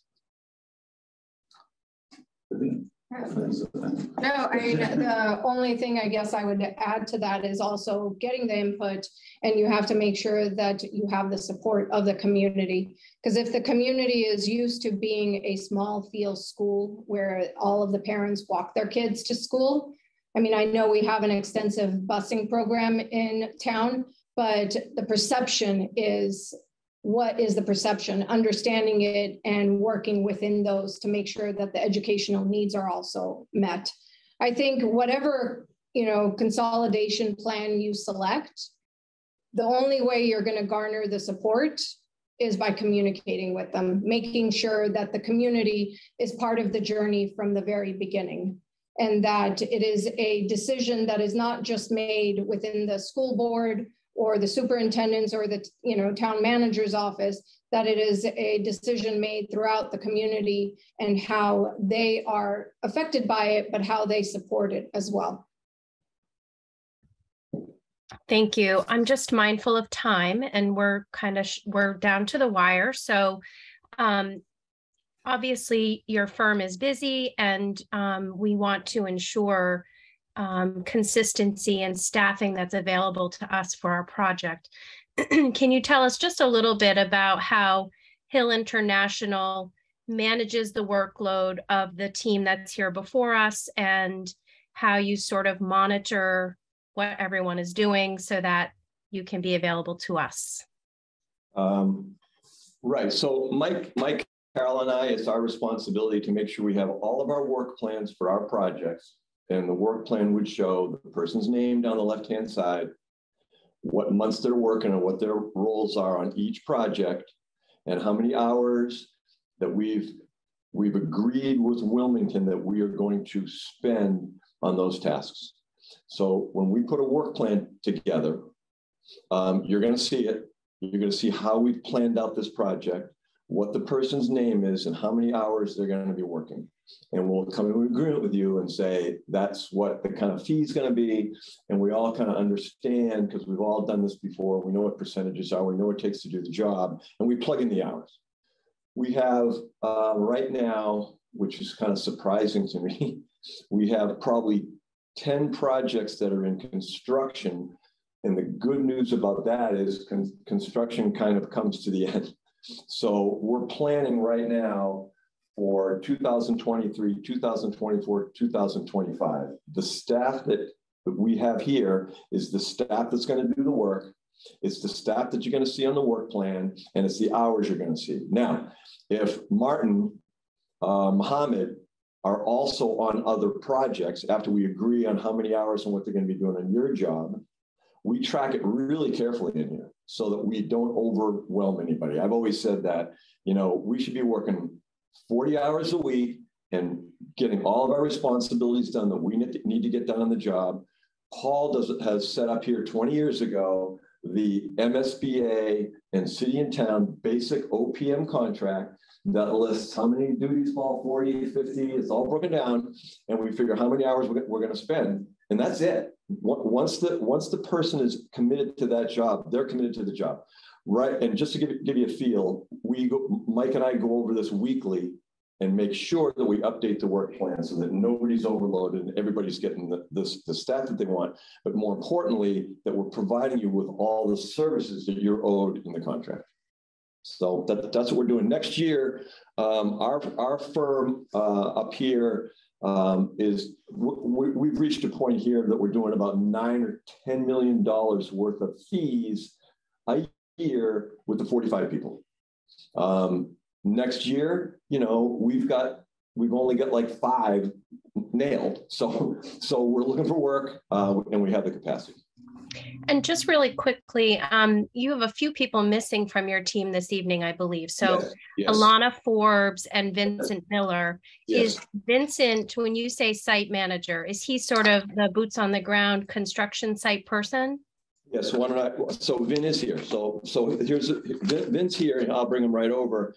So yeah, on the sheet we gave you, Alana Forbes is Bermuda? She's in Mexico. Oh, Mexico, sorry.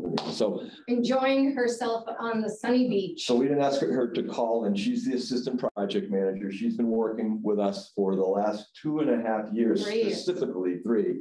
On all 3 Watertown projects. So that's where she's going to immediately be available to go to Wilmington. And then Vin Miller will tell you what he does. Good evening. I'm the boots on the ground. I grew up in construction. From the first shovel until the kids are into your school, that's where I'll be. Alana will be side by side with me. We've been in the trailer job site trailer nonstop. We are hands-on site to the company, on the job site 100% of the time. We are billed 100% to the job from the first shovel. I think that was your question. Yes, thank you. Nice to meet you this evening. Pleasure to meet you.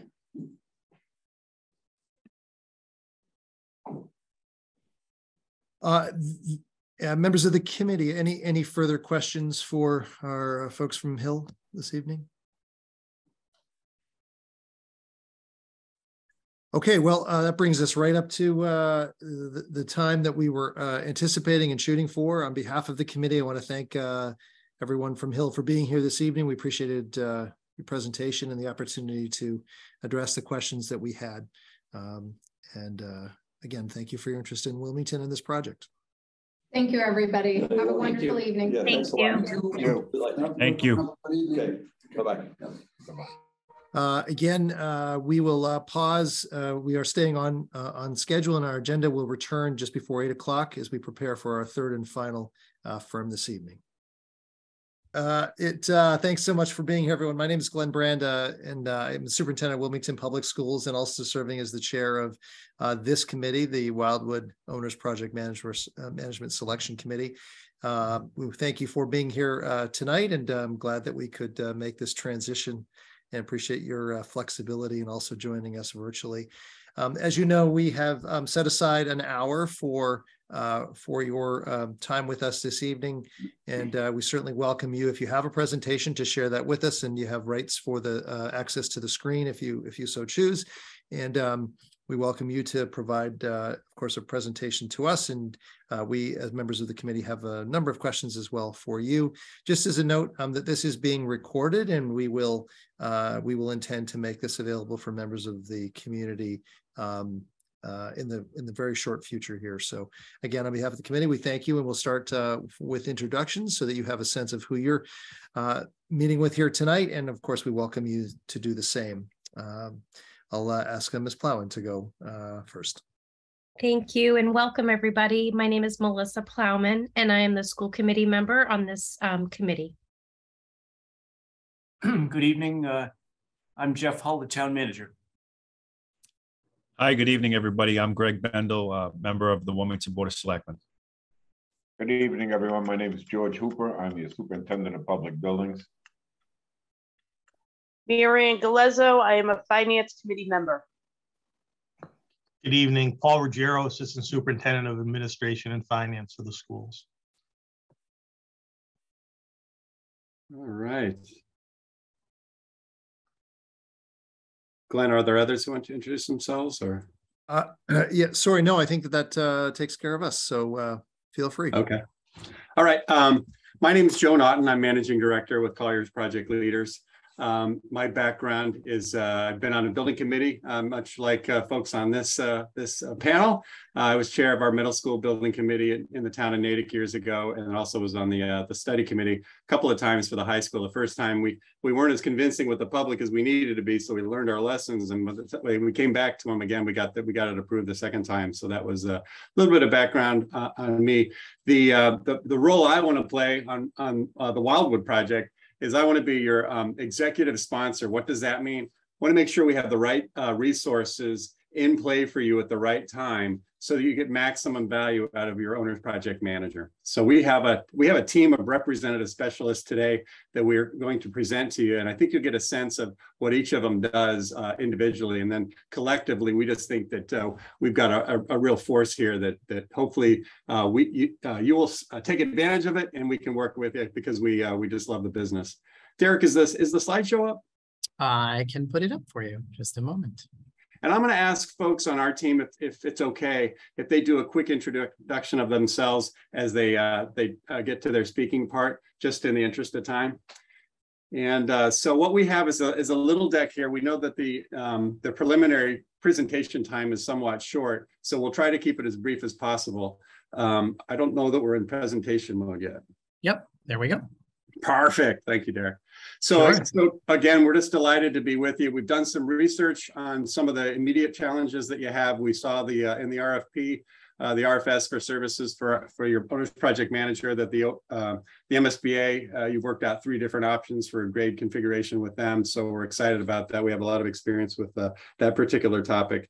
And just wanted to say that for us, when you ask Colliers, why do you folks do this? It is really about our love of the business and the love of, helping our clients get to, an answer that isn't quite understood yet, but it's like a big puzzle. And we're trying to find the pieces and get them to fit together in a really cohesive way. And it really takes a strong group of people to get to that point. And for us, we want to bring to the table as many people from who have specialties in different fields to be able to help realize a successful project. So I want to introduce the team, and then I'm going to turn it over to our air traffic controller. That's Derek Osterman. But again, Derek is what we're calling our project director. So he is recharged with putting the pieces of our team, the people of our team, in the right place to achieve the success that we're talking about. So Derek is sort of the mastermind of the activities that are going to be happening as we move through the process. And you'll see a little bit of his facilitation techniques as we go through this interview, and hopefully we'll have a chance to expand on that as we move forward through the process. We have done some research. We understand some of the challenges that the Wildwood has currently. There's some concern about safety inside the building. It's been decanted to 3 other buildings in the district.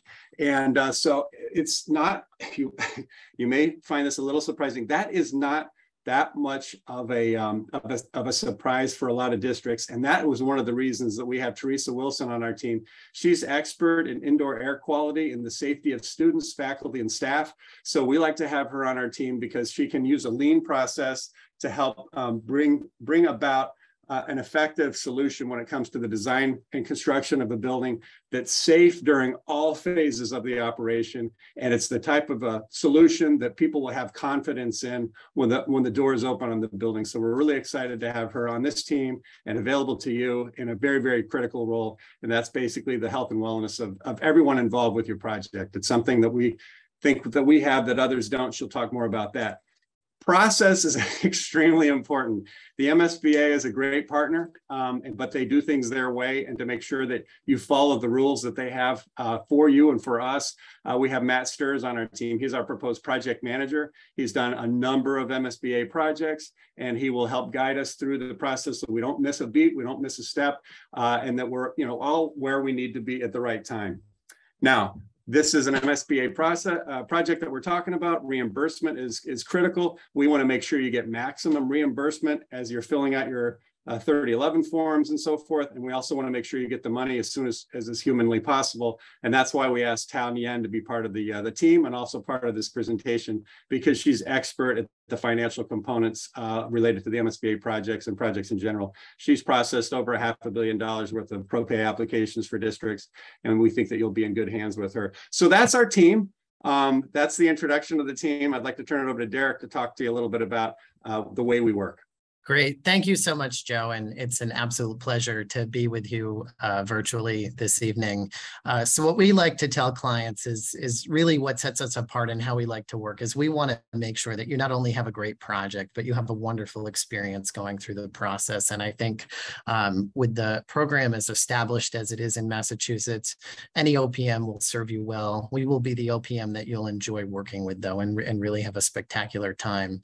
Along those lines, I think without us, what we found is that districts can sometimes struggle with all of their vendors coming and going with communication, both the town and school department struggling to kind of keep up with, sort through, and make decisions in a timely manner and do things in an organized way.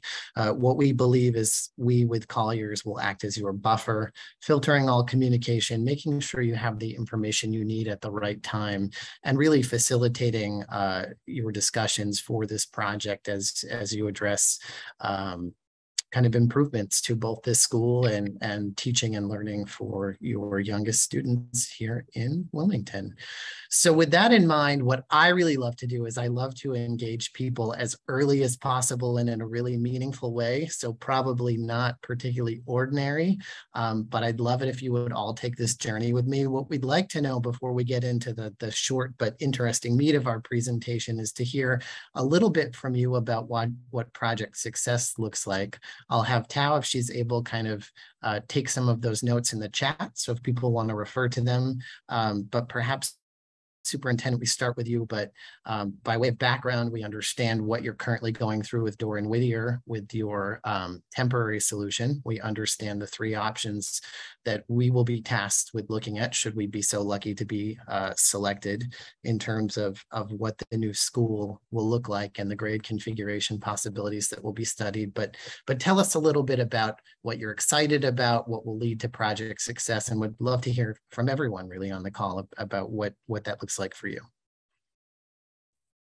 All right, I'll take that invitation. Thank you. I think that we are at an interesting crossroads in our district and in our community as we consider sort of looking ahead for the next 50 years, specifically for the elementary population, but not just that, our entire district. And so for me, the success will look like really engaging upon a process or in a process that absolutely is committed to engaging the voices of our staff, faculty, and our community to identify what we believe is the most important and robust educational plan to support education in the community for the next half a century and beyond, and has provided an avenue for ideas and suggestions around what building configurations, what grade configurations can best serve us going forward as a community. And then I think the second part of that is making sure that we have a really strong communication plan that can not only facilitate that input from our community members, but also then garner their awareness, their understanding, and ultimately their support for a project going forward, in the hopes that, you know, school consolidation of some form is the path that you know, would seem to best represent Wilmington going forward. Great, thank you so much. Perhaps the town manager next. Oh, Jeff, you're muted, I think. So certainly some of the things that the superintendent talked about, for me, I think community support is certainly key. Obviously, the success or failure of this effort will ultimately, you know, rely upon the community vote. Also, you know, financially, I think it needs to be affordable. I kind of put that in quotes because given the pricing we're looking at today, that's only escalating. But, you know, a project that when the budget is set, we're confident that and the project ultimately is completed, it's within budget and also done in a timely manner, minimizing any kind of, you know, major change orders, recognizing that to some measure that's part of the program, but, you know, an efficient and effective execution of what town meeting authorizes us to do. Wonderful, thank you. And rather than individually pick on everyone else on the call, if you would self-identify and shout out your thoughts, I would love to hear them. I don't mind jumping in. So as a school committee member, I think my focus is obviously on prioritizing how students are educated in our town, and a lot of emphasis on helping the staff to feel supported in our town and that they have voice and input in this process so that they can begin to understand just how much they are valued. So really strong partnerships, I think, with families and staff, and just sort of just excitement around what education can and will soon look like in Wilmington. Wonderful, thank you. Others? Hi, thank you. Yes, Greg Vendel again from the Board of Selectmen. History shows us that, in the 50s, we built this school and a few others, but in early 1960s, we built 4 schools in just as many years. So certainly that wasn't the case for the decades that followed, but we did build a school in 2000 and 2014, our beautiful new high school. I think, again, here in 2022, we have community support for this project from people of all ages, whether it's school age families or families who don't have children no longer in the system, and also our seniors. I think people really support the idea of this. I think they want to see us do it fiscally responsibly, which I believe we're doing through the MSBA process. And so I think there is a community support, and we want to make sure that we build the best possible school for our students and staff going forward for many generations, but also, again, doing it very fiscally responsible. So I appreciate this opportunity. Thank you. Wonderful. Thank you. Anybody else with a burning thought or idea?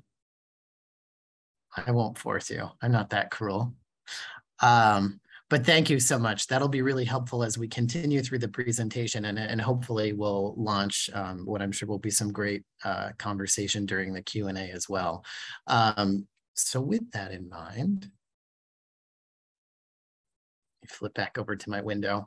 So in talking about process, that exercise is sort of the beginning of how we work. We're going to take that input, like I said, kind of apply it to these next few slides and what we know about your project. But as Joe had said in the intro, Teresa has been a really spectacular resource for us in terms of both applying the principles of lean, looking at health and wellness, and taking expertise from healthcare and applying it to K-12 school buildings. So Teresa, would love to hear from you a little bit about process, environmental concerns, and other things that we might want to talk about. Sure.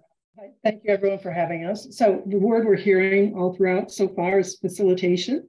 I mean, that's exactly what I do when I help teams meet their goals and milestones. Part of what I do is really strong communication. This is a little bit of a case study on a project, the full plan on the bottom. I was given a project with 11 weeks to get 20,000 square foot hospital plan submitted for regulatory approval. Otherwise, it'd have to go another fiscal year. So we met weekly, or act more weekly, and we would go through this plan. It was a very iterative process with everybody jumping in, a strong starting point with the architects and the owner to get the plan started. But probably the number one question I would ask throughout the whole process is, what do you need? Let me get it for you. So happy to say this was a really successful process. We met virtually, so it's a little bit of a posted example through Excel, and we got it through with a week to spare. So the project was funded and we're going through. But that's exactly what I do, is I help people make decisions using this and other tools like choosing by advantages. Great. Thank you so much. And so with that, I think we'll flip to a little bit about our understanding of the project, the schedule that you have set forth. We'll turn to our technical lead, Matt Sturz, to kind of take us through what we've learned so far, what we think about going forward, and our excitement around your project. Thanks very much, Derek. And Teresa's slide is a great lead into this.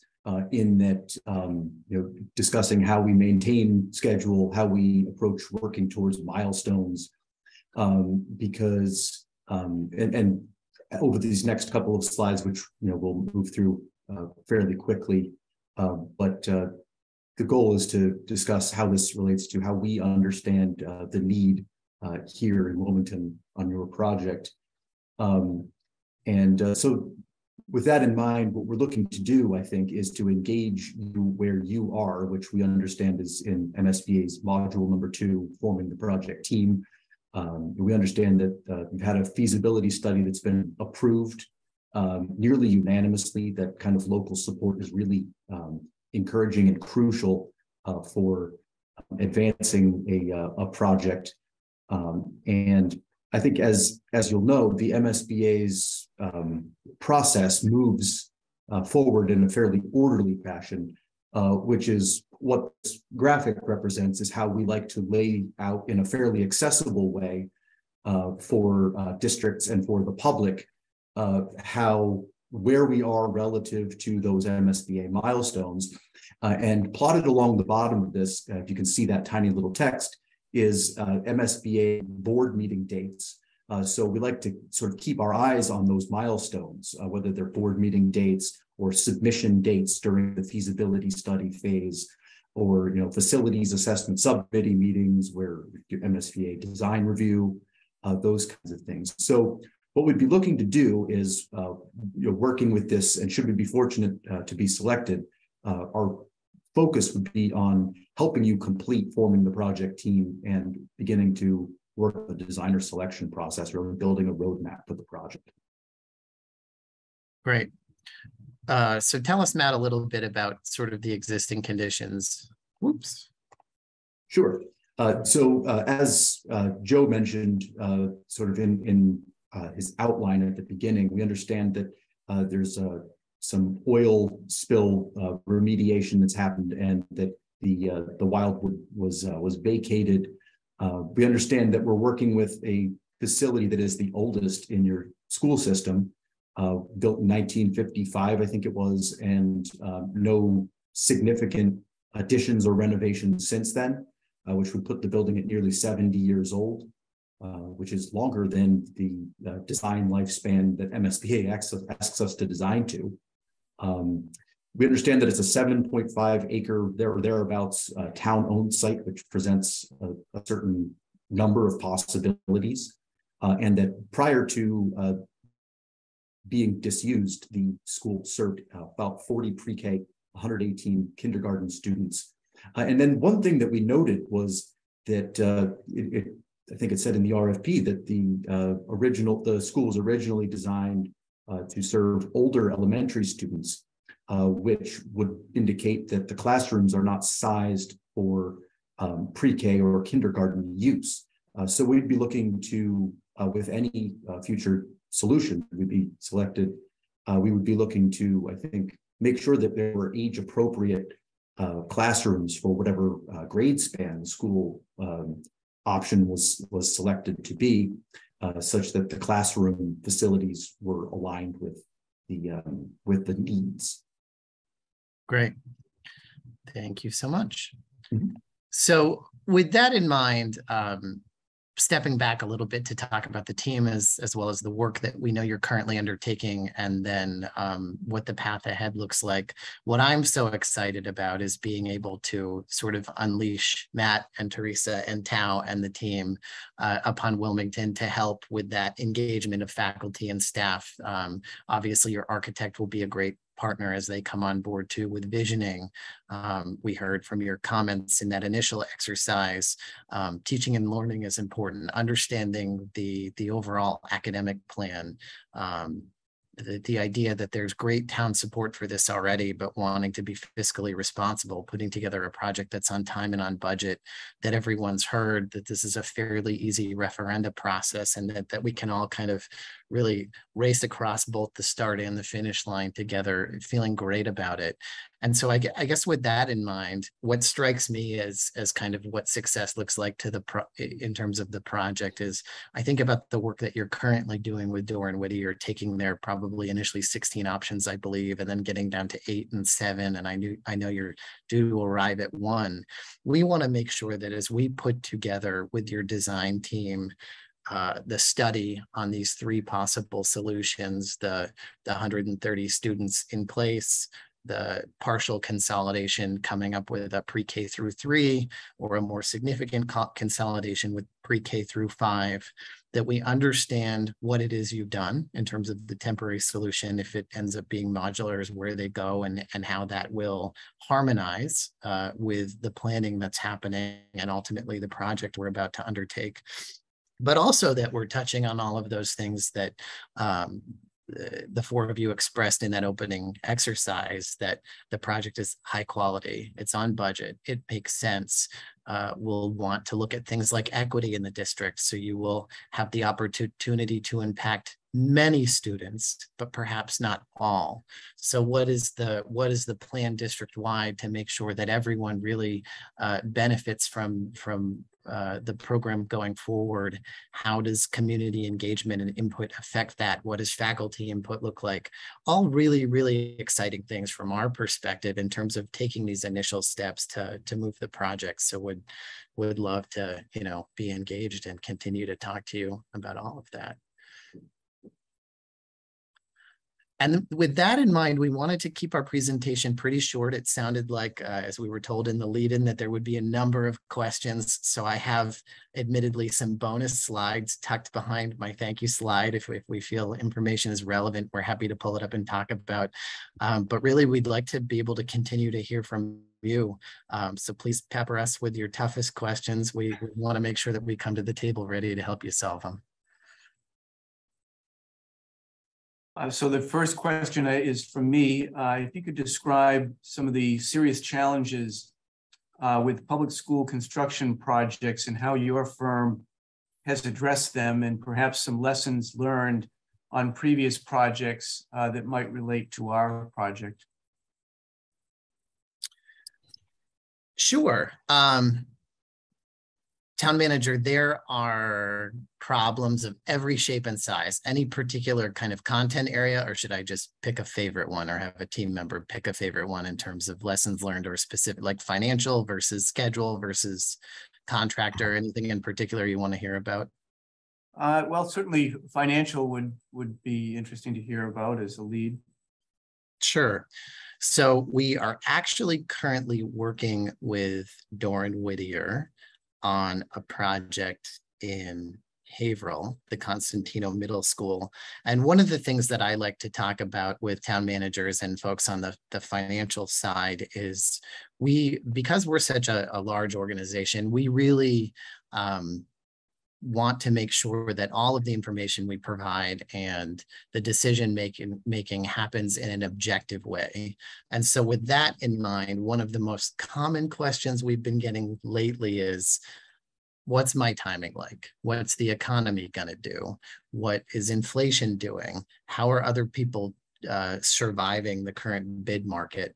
And so what we like to be able to do is we like to be able to turn to some of our partners in the construction industry and just take a look at the data and start to talk to communities about, okay, here's what we're seeing, here's what's being forecast. And so up on the slide right now, we have kind of a study of what that's looked like so that folks can plan for it, so that the designer is putting together your project budget and communicating out to your taxpayers what this is likely to cost and what you'll be receiving, making sure that those numbers are accurate and they've carried things like escalation, unforeseen conditions, and scope creep based on actual industry data from some of our largest community partners.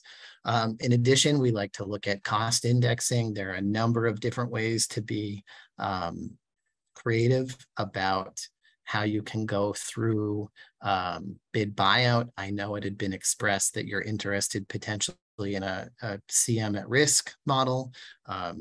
Likely for this project, though very early on, that may make a lot of sense in terms of us being able to look at commodities, early bid packages, timing purchasing, looking at what is happening with the economy to kind of look at how the overall numbers come together.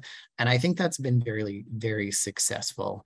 I think if anything, we've learned through COVID and beyond that the more planning that can happen up front, the more options you will have on the back end to essentially keep your budget in alignment and look at various choices to maximize value. And so I would say that's what we've seen more so than anything else. I would say that's the most frequently asked question today is, what's going to happen in the marketplace and how do I plan appropriately so I can afford the project I've indicated to my community that I intend to do.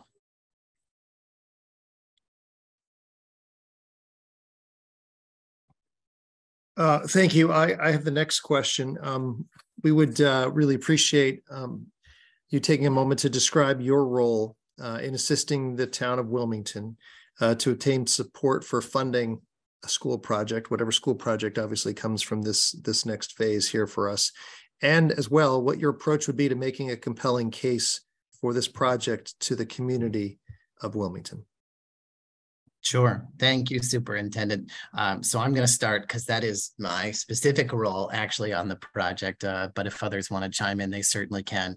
But I absolutely love meeting people, understanding communities, understanding voting blocks, and going out and working with both you and your design team to talk to the community about the importance of generational investments in teaching and learning. We have found that we are quite skilled at putting together graphic content and helping you with PR messaging. And then we look to you, the local experts who your community knows and trusts, to both put that message out there with you supporting us, but then also getting that information out through your most used social media channels. So we love to participate in community forums to the extent that they make sense in Wilmington. I take great pleasure in standing up on stage with others and really fielding the tough questions and talking about how the process is going, how we will continue to keep people involved and support the mission and vision and goals for both the town as well as the school department. Beyond that, we've found that your social media channels will be one of the most effective ways to reach the community at large. And so working with you on a PR and messaging campaign to then put information out through those channels has been incredibly impactful. And we'd like to be part of all of that. We understand that all of you have very much full-time jobs and none of those descriptions say, PR, press relations, right? You all have different jobs. And so let us take some of that burden from you, but delighted to help you get out and really meet the community where they are and take them along excitedly on the journey. Thank you. Derek, you touched upon a little bit of it in your first question, but could you outline how the CM at Risk works and explain the pros and cons for our type of project?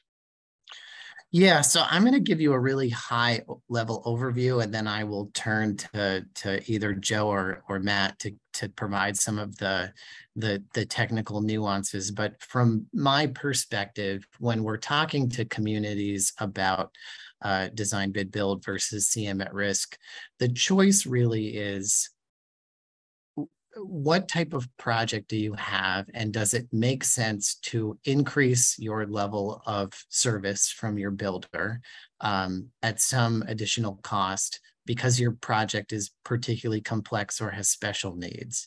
So what we've found, which may very well be the case depending upon where we land with this project, but when you have a complex renovation or addition, or you have lots of moving pieces with your students being temporarily housed in mobile units, as you've considered, and then you need to kind of layer in what will be happening with the likely building of a new school or perhaps a renovation and addition, sometimes the complexity of phasing, it really serves you well to bring on a CM who is a much more active partner in helping you manage the overall project, as opposed to simply bidding a set of drawings. I would say the other thing that we've truly found is going through the design bid build process, you're going to be selected by the builder who gets to the lowest priced based on the bid package they put together, and you'll have limited control. Whereas when you're looking for a CM, it's much more of a partnership where you're choosing them and you're choosing each of the pieces as the project is built together. And so both partners have the opportunity to choose each other, as opposed to being locked into the builder that chooses you based on cost, nearly cost alone, not entirely, but nearly cost alone. And so I would say the CM process simply affords you much more flexibility. Just to follow up on that, is there, in your experience, any correlation that you can attribute to whether it's CM at risk or design bid build in terms of change orders? Does one tend to lead to more change orders than the other? So the data, I think, suggests that in particular is probably neutral. There is some overhead costs associated with using a CM because of the additional service they provide. But I think it ends up being neutral. And in some cases, you even benefit from the idea that they are, like I just mentioned, willing partners. And so it's, when looking to solve problems or avoid change orders, it ends up being a much more collaborative experience than a low bid situation where it can be hostile at times, or at least uncomfortable, where the builder is potentially needing to make up for the tightness of their bid and budget and looking for changes, as opposed to helping you avoid them and make good decisions throughout the design and construction process. So yes, I would say certainly one argument for working with a CM is it's a much more collaborative approach, which has the opportunity to present fewer change orders. Thank you. Sure.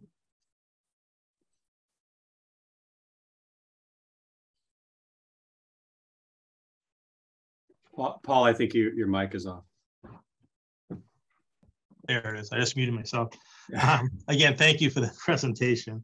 Can you tell us why your firm is best suited to provide OPM services for our project, and describe the qualities that set you apart and give you the edge over the competition? Yeah, sure. So I'm going to send that around the virtual room because I think we all have a slightly different but important perspective on that. So maybe I'll start with Joe. Well, I think we're the most qualified based on my 25 years doing public school projects, because of the diversity of the people we have on our team. I mean, this team is handpicked based on what we think we see in Wilmington and what you guys are going to do. For example, what you're going to do probably short term to deal with your the Wildwood short term issue.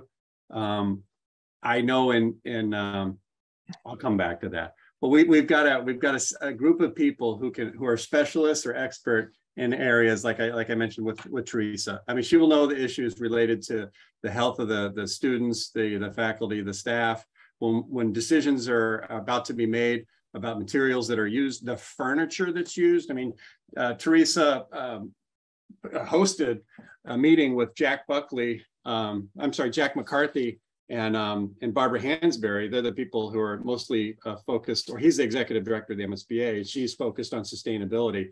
They asked for Teresa specifically to come in and talk about safe materials for schools. And so we did a session with them on that very topic, and they loved it, because Teresa is seeing what the industry is giving us or providing to us way in advance of what finally makes it to us in the educational market. And so you get an advanced screening of what's coming down the line from the state of the art in infection control in hospitals, where, gosh, you're dealing with people who are immunosuppressed, and you won't find a more fragile group of people that the built environment is trying to figure out a way to take care of, or at least do less harm, or the least amount of harm possible. So we get an advanced screening from Teresa on that. And that's just one of the ways that we infuse something more than any of our competitors can infuse into a project. We know that in your experience with the Wildwood, you considered buildings on site that might be available as an idea. We also have a group inside Colliers that does valuations for different types of properties.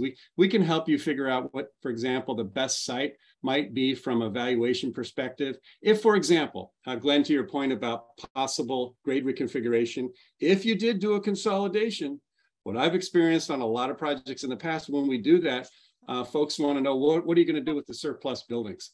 Well, Colliers has a group inside that's called Colliers Valuation Services that can tell you what the highest and best use is for those surplus properties like that. I mean, we have it right now. We can also tell you what it's worth with a zoning change, what it's worth if you change the district zoning allowances. So there's another benefit that's it's just on the house. I mean, it's just part of picking Colliers.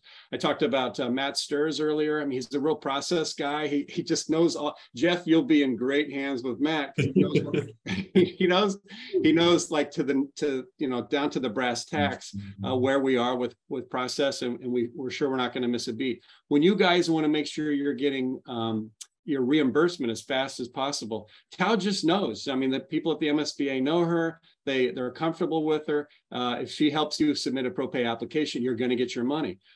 We've been doing this long enough together that we can make sure that even when you're submitting your the funding, the application of the funding agreement, there's this big long thing called the 3011, which is just an Excel spreadsheet that the MSBA developed. We know where to how to craft that so that you're getting the best value and the highest return in terms of the allowable costs on your project. So I think what we're bringing to the table is a variety of different types of individuals who love this business. I mean, we hear us talk about we love work in the financials, we love work in the public process, we love work in the channels on the social outreach. We've got people who love what they do in every aspect of the business, and they're tailor-made to the challenges of the projects that are in front of us. So those are some of my thoughts. I know I took more than I'm supposed to take there. Sorry. Joe, I love it. I may let the next question be asked because that was pretty comprehensive, but I couldn't agree more. Like I said, if I can say that, we also have scar tissue. I mean, as I said, I was on a couple of building committees. I know what works, what didn't work. So, gosh, what comes, you guys are going to make an investment in somehow dealing with the Wildwood. One of the first questions your community is going to ask is, geez, we just spent X amount of dollars, putting a Band-Aid on the Wildwood. Is that going to be sunk costs? Is that going to be sunk money? Well, we're aware of that. We know that whatever this eventual solution is needs to be folded into the final plan. We could go on and on with lessons learned that we have. I mean, we're relatively happy people, but we've got plenty of scar tissue, every one of us.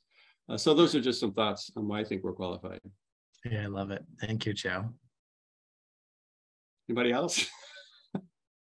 Let me just put a bow on that and keep going because I want to make sure we get to all the questions. But what I would say is what Joe said at the end, and what I opened with is it's going to be a great project no matter what. We're going to make sure you enjoy the experience. It'll be the best building project you've done in the town. Definitely. We come with this level of energy and excitement to every meeting. Well, I'll jump ahead with the next question. Thank you so much for the presentation and for your interest in our building project. You have a number of impressive projects statewide that you've listed in your proposal that you provided to us prior to the meeting.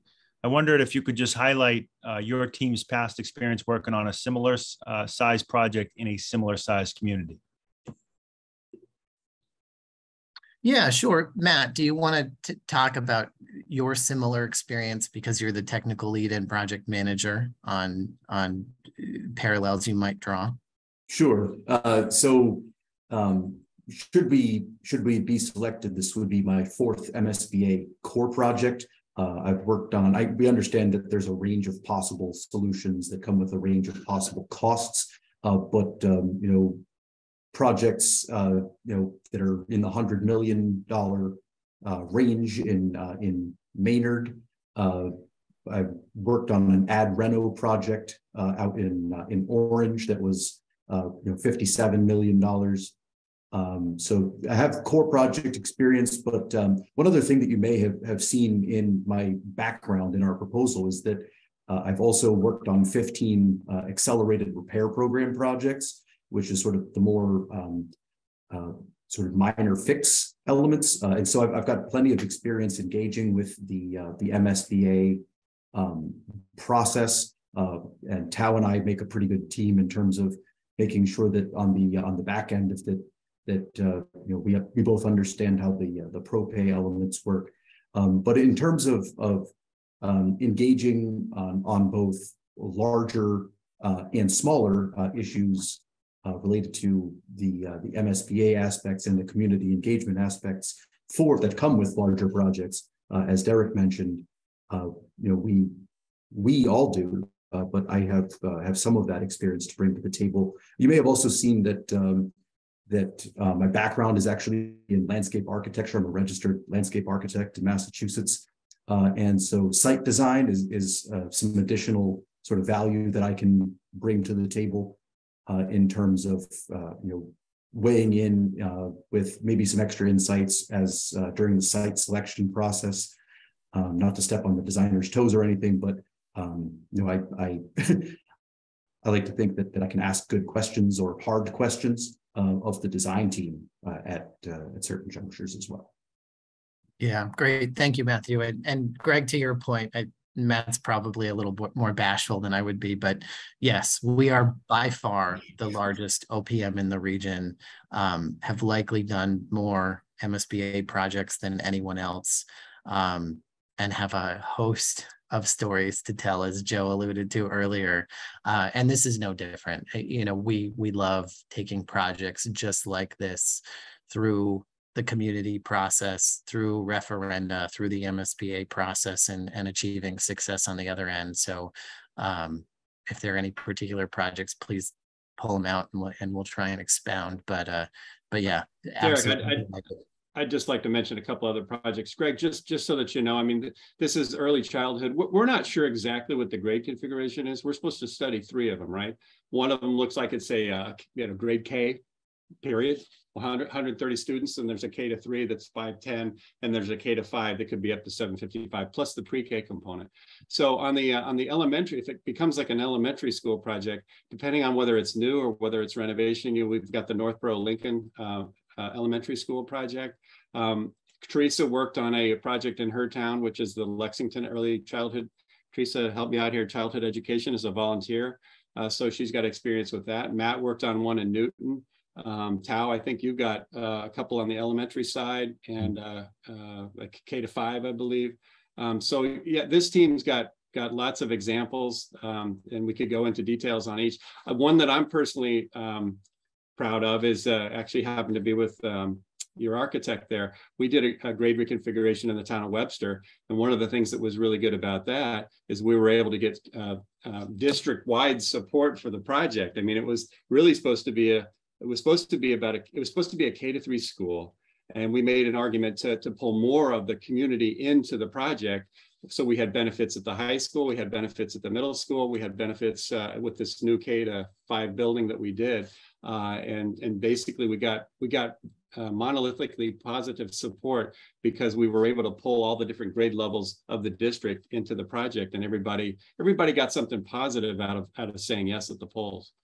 So there was, just an example, somewhat related in spirit, potentially, to one of your options. Right. Can I just jump in really quick on this? So I've lived in Lexington for years. My kids went to school all the way through. I also have a background as an architect working with Boston Children's Hospital. So I volunteered for this project because this is serving kids of all needs. So it was great for me to be able to share my healthcare experience working with kids on the autism spectrum, looking at the space that might be suitable for them. But this was very similar in some ways to your project, where these guys bounced around for years, found a site, and the school was on the site and doing studies in it. And it just turned out it was better to rebuild in this situation. And they got a net zero building with expansion. So it really tied together all my skills, and I really wanted to give back to the community. So it was a 3-year position that I really benefited from, and hope that they benefited from my experience too. Very good. Thank you.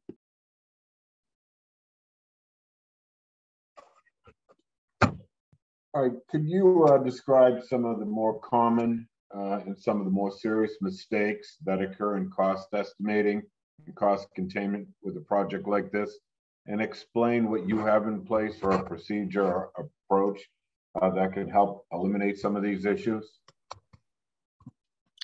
Yeah, so let me lead that off, and then I'm going to send it to Tao, since we have our financial expert as part of the interview team. But really, I would say the most common mistake is failure to budget entire line items, so that you've then developed a project budget that's missing entire pieces. And so you're playing catch up from the very beginning. What I would say though, in terms of the tools that we have in place and the standards that we use to avoid that, they are quite robust. So Tao, if you could take us through this sheet that shows a sample budget as well as estimate reconciliation and how we kind of get to a place where everyone's comfortable on bid day or bid days. Sure. So my role is, assisting the team with the financial and monitoring aspect. And I'm more of, maintaining the budget for you. And what starts is at every design phase, we facilitate a reconciliation meeting. And what you see on the screen is one of our templates for estimate analysis, which I provide as a report for you guys. So you guys are making, high-level decisions at the end of each phase. What you see on the left is our third-party estimators provide their estimates, and we compare that to the benchmark at every phase that we have developed over time with the budget. Within our budget, we're making sure we're hitting goals and we're keeping into scope. And then what you see on the right is what we revise at the reconciliation meetings. We're aligning scopes, making sure they're apples to apples comparisons. And what we get at the end on the far right is a column where these numbers have been reconciled. So we know that the estimators are looking at the same thing. They're pricing out, quite relatively the same. And we get a number where we're able to analyze, right? And this is what we compare to our benchmark. And this is what we go through at every phase. We'll work with you through the value engineering, making sure that we're keeping up to budget, making sure there's no scope creeps, making sure we're not overanalyzing, overestimating, and things like that. And this is how we keep it in check at every phase. It minimizes, risks and limits a lot of exposure as we go forward through design. Thanks. Thanks, Tao. Thank you.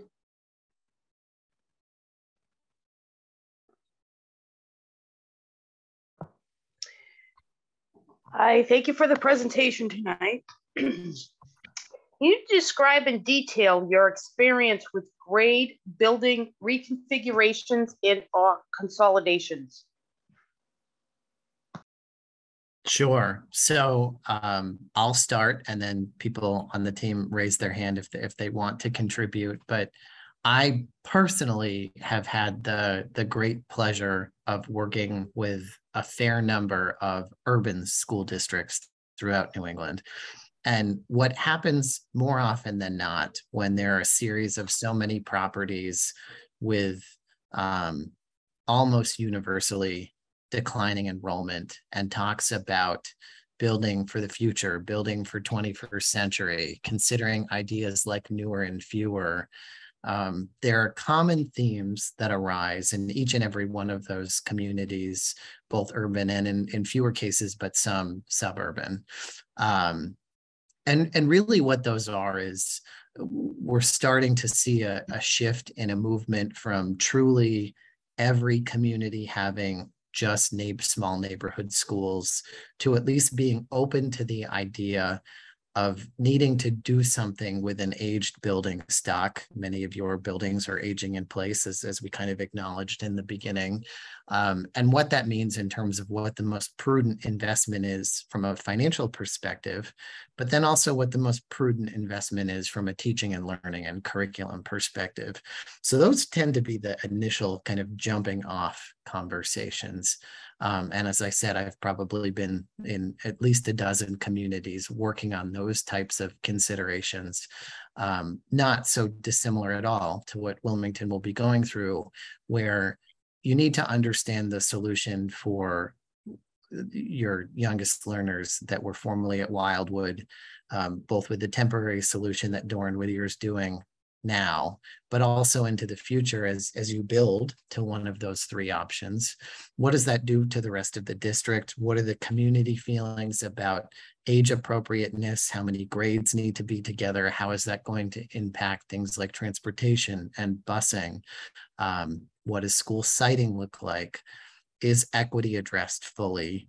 How do we take the existing parks and recs that are fields and property that's very successful in Wilmington and enhance, not detract from all of those things? And I would say we've had great experience kind of guiding communities through those conversations, helping them decide for themselves what really makes the most sense. We as an outside advisor can't come in and tell you what to do, but we can be good listeners and take all of that community feedback and then say, it seemed to suggest that of these three options, your best option may be this for these objective reasons, and then take that to the community. So I think we've had great success there with a number of communities throughout New England, and that's really what I see going forward on this project. Did that fully answer the question, or are there other kind of topical areas in there? Yeah.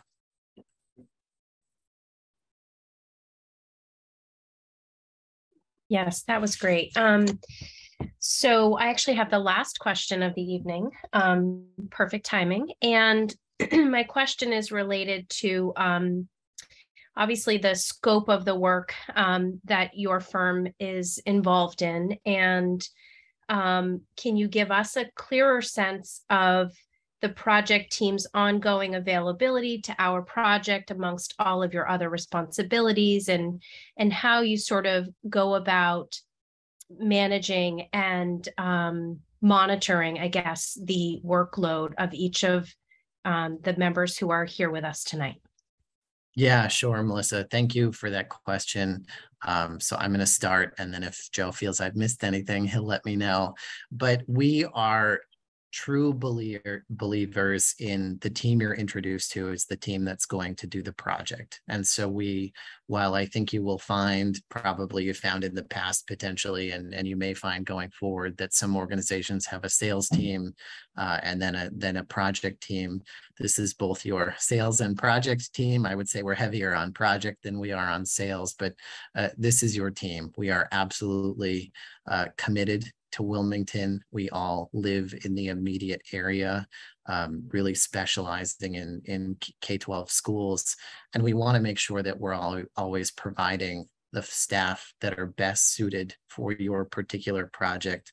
I would say with Joe as our executive sponsor, I know that I have high-level corporate oversight and leadership for anything that you may need throughout the course of the project. As I had mentioned, as your project director, I'll be kind of guiding you through the public process, attending all of your major meetings, and we'll be with you every step of the way. Then the reason we've selected Teresa, Matt, and Tao, in addition to them being available, is I think you will find that Matt is very level-headed, unflappable, cool, calm, and collected, and will be a wonderful partner and a good fit for an elementary school or early childhood learning center, depending upon which solution is arrived at. Teresa will participate in a limited but as needed basis. And again, as we have suggested, really, she's our added bonus in terms of OPM. Her day-to-day really tends to be more on the healthcare side, but we've found, especially in the last few years, that everything that's affecting medical and hospital designs is immediately and necessarily transferable to schools. So you'll love the opportunity to work with her. And then Tao is numbers. I would never do a project without her, and she'll be with us every step of the way as well. Derek, a follow-up for you. So can you give us a sense of like how many other projects will you be currently or working along with at the same time? Yeah, sure. So I tend to carry probably 6 or so projects at any one time. And then it's really the project manager who has fewer projects. So I would think that Matt would likely not have more than probably 2, 3 at most projects. If we were to win this, we'd make, this work, we'd make sure that he had that level of commitment, because he will need to be with you much of the week in these early phases. And then as the team grows, and of course we bring on people that are specialty in construction who were in the proposal but that you haven't met yet, they would be fully committed 40+ hours a week to you. So depending upon which one you're of us you're talking about. Joe is as needed, Teresa is as needed. I'm probably a day or week or so, depending upon what you need at all of your major meetings. Matt is the person who's really your day-to-day contact, and you can expect to be able to reach him whenever you want and need him, and he'll only be carrying 1 or 2 projects. And then Tao's big lifts will be monthly reconciliations, as well as filing with ProPay, working with the MSBA, and making sure that you get every dollar as quickly as possible, and monitoring that cash flow, so that we're making sure that your financial strategy, as you start to meet with the town's financial advisors and look about funding for the project, everything is in lockstep. Perfect. Thank you. Sure. Derek, if I could just jump in on that point. And so just to be clear, it sounds like Matthew is the person who is going to be really the person throughout the project that will be meeting when the construction begins. Will be in the trailer, so to speak, with the weekly meetings that I remember from the high school days. Dealing with any issues that may come up about, as they inevitably do, unanticipated discrepancies, and kind of working those through the architect and the designer. Yes. Yep. Yeah. Town manager. Absolutely. He would be in the trailer, and with him would likely be a full-time, what we would call construction representative, who would be truly technically minded in terms of constructability and putting the building together. Whereas Matt will be your sort of executive type management person in that trailer with him, but doing the day-to-day running of the project, if you will. So it would be 2 people. The MSBA typically requires that we have full-time construction observation as part of the construction phase of work. And so typically that person is our eyes and ears on the site, who keeps me up to speed on things as they happen, and as things are developing. And that person typically has lots of experience in building construction, often is a former tradesperson themselves. And so that person and I would be working as closely as a team to perform that function. And so in this case, that individual is who? Is that Matthew Dunn? It is, yeah. And the reason we don't have him in the room tonight is because, as your schedule suggests, you are years away from that. And so whenever you're ready to talk to Matthew, we want to let him out and give you the chance to meet him. But Matt and I and Joe and Tao and Teresa have so much work to get you from here to there. And so this is the meaningful core team that you're going to see for the next couple of years. Thank you. Sure. Thanks, Derek. Any other questions from members of the committee? All right. Well, seeing, I guess, none, brings us right up to 9 o'clock, and we're thankful we could stay on time for you all. It's been a long day, and we appreciate your time and your presentation this evening. Thank you so much for entertaining our questions as we are on this important journey for our community. And if there's nothing further, I think that's it for this evening for you all. And again, we thank you for your interest in Wilmington and the Wildwood project with us. Yeah, delighted. Superintendent and town manager and others likewise. Thank you. Good luck, and we hope to receive a call very soon. Thank you so much. Thank you. Thank you so much for your time. Thank you. Bye.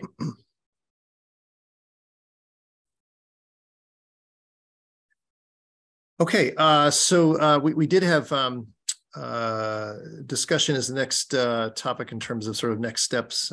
So anything that folks wanted to either review, I suppose, in regards to the presentations this evening, and or thinking ahead to our next meeting, which is, as you know, scheduled for this Thursday, November the 3rd, in which we will move forward as a committee and make recommendations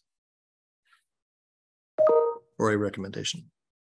Just Mr. Chairman, Yes. If I may, procedurally, thank you. Procedurally, so we received a scoring sheet to which I was kind of just making some notes tonight. The scoring sheet, I assume, will be used on Thursday to make our final decision. Is that correct? That is my understanding. Certainly, though, I would defer to Mr. Hooper and Mr. Hull. I know on Thursday night also that we've done some reference checks, some individuals. So that will be just discussed also. Some of the findings that way there, if there's any information that any one of us may have that we'll be discussing, that might change your score sheet at that time also. Thank you, George, because you notice that number 1, 2, 3, 4, 5 on the scoring sheet is the references. So that obviously that would be incomplete for myself, having not conducted any of the references. So that was my question. Thank you both. Absolutely. Any other questions or things that you wanted to talk through? I guess to George, did you do all your references? I did. Didn't you get my response to your email? I did not. Do we want to maybe talk about the references so people could score it? That's what we're going to do on Thursday. Oh, I thought maybe we could do it tonight real quickly and then do it Thursday. So everybody could fill out their sheets prior. Right. Do people have the documents from those who did the scoring? So I think, Marianne, I believe seeing a copy of yours, and I don't remember seeing the others, although I've got a slew of emails that I'm trying to catch up on here. But I guess if we all could receive, unless we already have, the reference information from folks who did that, and then between perhaps now and Thursday, we can, on our own, take a look at that information and at least tentatively score based upon the reference. And then perhaps there may be, conversations or individual communications about references that can take place on Thursday, and that may or may not change the initial scoring. Mr. Bendel. Thank you. Yeah, Mr. Chair, I agree with Mr. Hall. I think that's a good idea, and Marianne as well. But I would only ask that we want to do everything as we always do on the up and up, and maybe perhaps all these things be sent out by one person, whether it's Paul or, so we're not violating the law. Thank you. I think that would make a good sense. And I will, I took on the reference checks, and I still am waiting for some back. So I'm going to have to shift into phone call outreach tomorrow because I haven't received everything back yet. So a little more time would be helpful, at least for those that I'm trying to secure for the firm that I volunteered to take on. Yeah, to Selectman Bendel's point, just to keep up on the up and up, I will send mine over to Paul. I know that we don't want to send them out to all the committee members individually to violate the open meeting law. So Glenn, if you get them, we get them to Paul, and Paul, you could send them out to all the members on the committee. We can go. Yep, I'll take care of that. Okay. Anything further in terms of questions or procedural or just preparation for Thursday evening? Mr. Chairman, if I could, I don't want to beat a dead horse, but I just would wonder if you would consider, and I won't put you on the spot for an answer tonight, but just consider a revisement to the agenda that would include public comment. Perhaps that maybe that might be appropriate. Sure. Thank you, Mr. Bendel. I appreciate you raising that, and I was going to raise it here just before we conclude. Certainly, notwithstanding the fact that public comment is not on the agenda this evening, and I'll acknowledge that was just simply an oversight on my part, nothing more. I'm certainly willing, as the chair in my capacity, that I'm able to do so, to accept any public comment tonight. But certainly also to that point, happy to make that amendment for Thursday night's agenda. I appreciate that. Thank you. I think that can certainly be done. I would think from a prerogative of the chair standpoint. Obviously, at this point, the agenda has been posted and can't be revised because of the 48-hour rule. But like I say, I think it's the prerogative of the chair to, make that call on Thursday. Well, Mr. Chairman, respectfully, I would disagree with the manager on that. I mean, you could go onto the town's website right now and click on any number of meetings which have revised agendas on there. So where there's a will, there's a way. And I think the intent of this revision is appropriate. Within the 48 hours, have they been revised, or within 72 hours?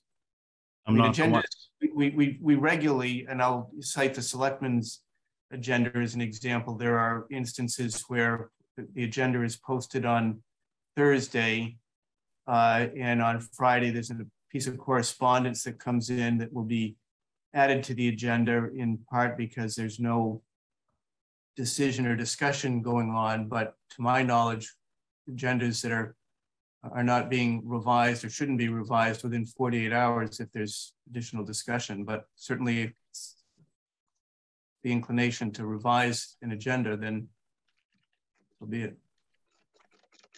Thank you. Yeah, I'm very familiar with the procedure of the selectmen. But Mr. Chairman, I would just encourage you and request of you respectfully that you use your discretion as chair on Thursday to allow people. And I only mention that we do have, it looks like, a few other people on the call even tonight, and I could anticipate perhaps more on Thursday. So, I don't want to hold up anybody. I know it's getting late, so thank you for that.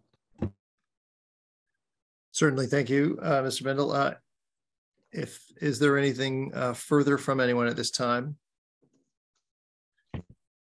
Okay, Ms. Plowman, were you going to, did you have, okay. So then with that, thank you everyone for your time. I know this has been a long evening, but obviously very important work. So thank you all for your time and your commitment. Looking for a motion to adjourn this evening. Motion to adjourn. Mr. Hooper, second. Mr. Bendel, thank you. All those in favor? Aye. Greg Bendel, yes. Oh, sorry. Oh, yes.